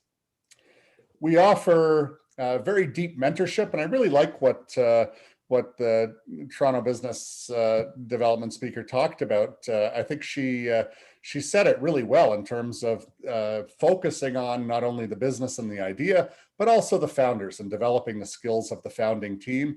And as many of the organizations within this ecosystem, that is precisely what we're doing. And so we have mentors in virtually every area of business that our startups might not have specialization in. So very often these are highly technical individuals. Many are emerging from our university environment, perhaps spin-offs from faculty research, perhaps working with industry and spinning out a company. But they'll have deep technical expertise and usually a fairly good understanding of the market that they're trying to serve. But they may not have expertise in leadership and building the culture of a company. They may not be experts in manufacturing and supply chain. So they might have built a fantastic prototype, but they're not sure what the best way is to be able to mass produce that and provide it to a global market. They may not have expertise in sales and marketing or in public relations. They may not understand the whole digital demand generation and how to use the internet effectively in order to build and grow a company successfully. And most importantly, mentorship around customer experience to make sure that the companies we're building truly do deliver significant value to the customers that they choose to serve. And so this idea of having mentorship, and I guess I better not miss finance, to make sure that the companies have access to the capital that they need in order to grow successfully.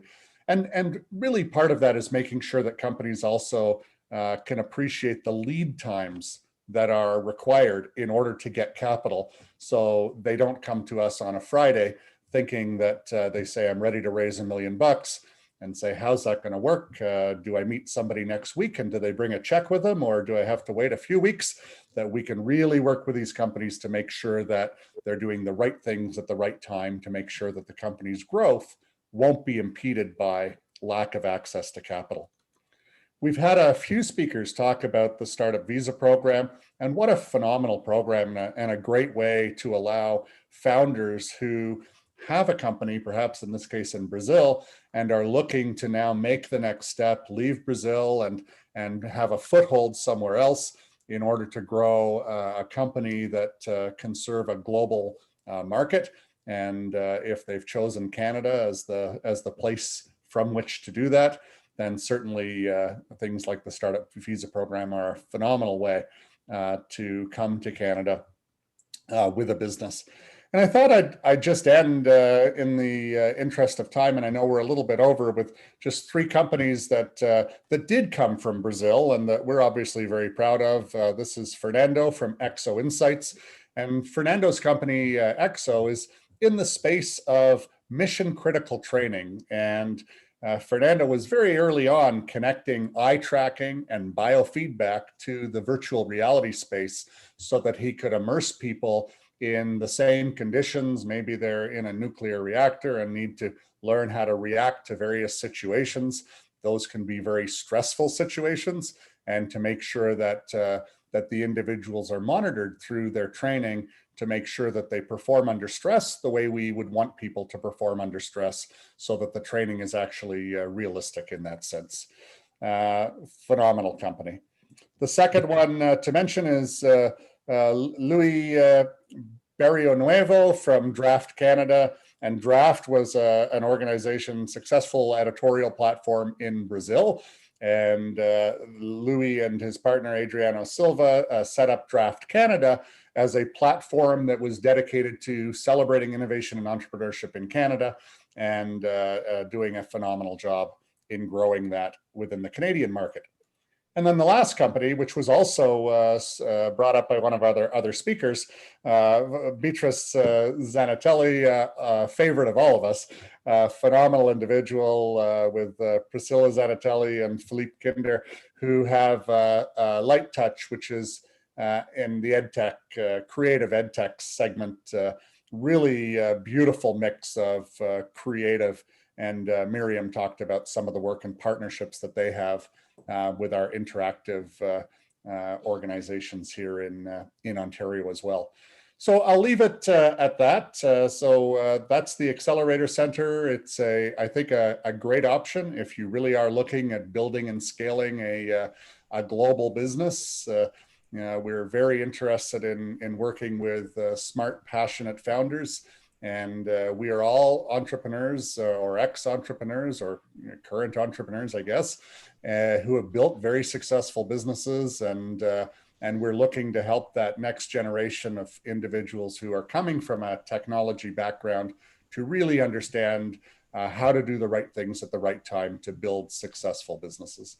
And I'll leave it at that. Thank you so much. Thank you so much, Paul.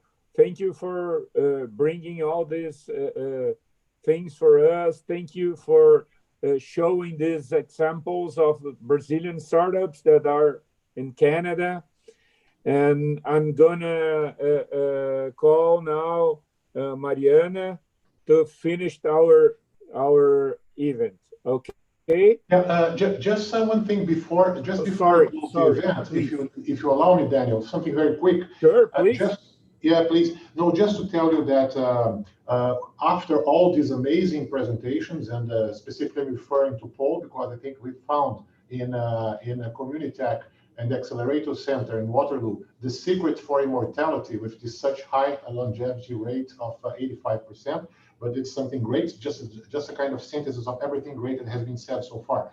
But to all the firms that are involved and that they are listening and watching us right now, just to take note that here, the Consulate of Brazil in Toronto, and of course, we partner with all those institutions here. We hope that we can make available their presentations for the participants.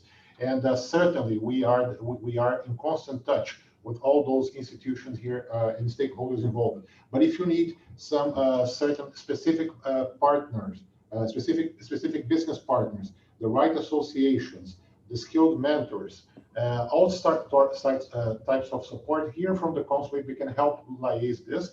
And within your segment, the sector in which you are involved and you are doing business, we can manage and create and further contacts and further events such as these, much more tailor-made and focused, so that we can count on the help of Marcelo, of Sathish, of Joseph, of Neha, of Miryam and Paul again, in any of other circumstances, but with very specific partners related to your business that you want to develop here. So you count on us, and I would also advise you, give the suggestion of being in touch with the Trade Commission Service also in São Paulo, besides, of course, Anprotec and Apex, which are those who are steering all this initiative, but also the consulates and trade commission services of Canada. They are very equipped to give you further specific advice in the cities in which you are in, specifically, of course, Porto Alegre, São Paulo, Rio, and Belo Horizonte. So just to give you this farewell and this final note on behalf here of the Consulate of Brazil. Thank you. Thank you, Mr. Seabra. This is very important, guys. So we have open doors in our consulate in Canada. Listen to that, all right?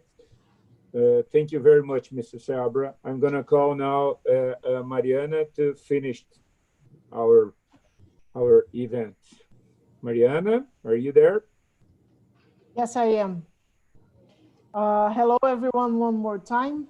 On behalf of Apex Brasil, the Brazilian Trade and Promotion Organization, and our main partners, the Ministry of Foreign Affairs and Sebrae, I would like to thank all of our international partners and speakers.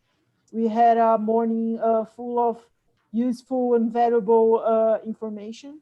Thank you for your time, attention, and for sharing it with us and with our Brazilian audience. And speaking to our Brazilian audience, I'm switching to Portuguese because I have two tips to do it at the end. Pessoal, obrigada por assistir a programação agora até o final. Eu tenho 2 recados rápidos para vocês, 3, na verdade, para convidar todo mundo para seguir acompanhando essa programação do Land2land Connect, que vai até o final do ano. Então, no final do mês de outubro, dia 28/10, a gente faz o mesmo com Xangai. No começo de novembro, dia 10/11, a gente faz com Boston, a programação é focada em Boston. E em dezembro, não sei se essa data tá certa aqui, mas depois o pessoal da Anprotec pode corrigir, mas a gente tem Paris. Então, para cada mês a gente está com um destino. Então, os próximos são Xangai, Boston e Paris. Fiquem ligados aí nas redes sociais da Anprotec, do Sebrae, do MRE e da própria Apex, que a gente está compartilhando essa programação com vocês nas próximas semanas, tá bom? Obrigado pela participação e pelo envolvimento de todo mundo. Foi bem bacana.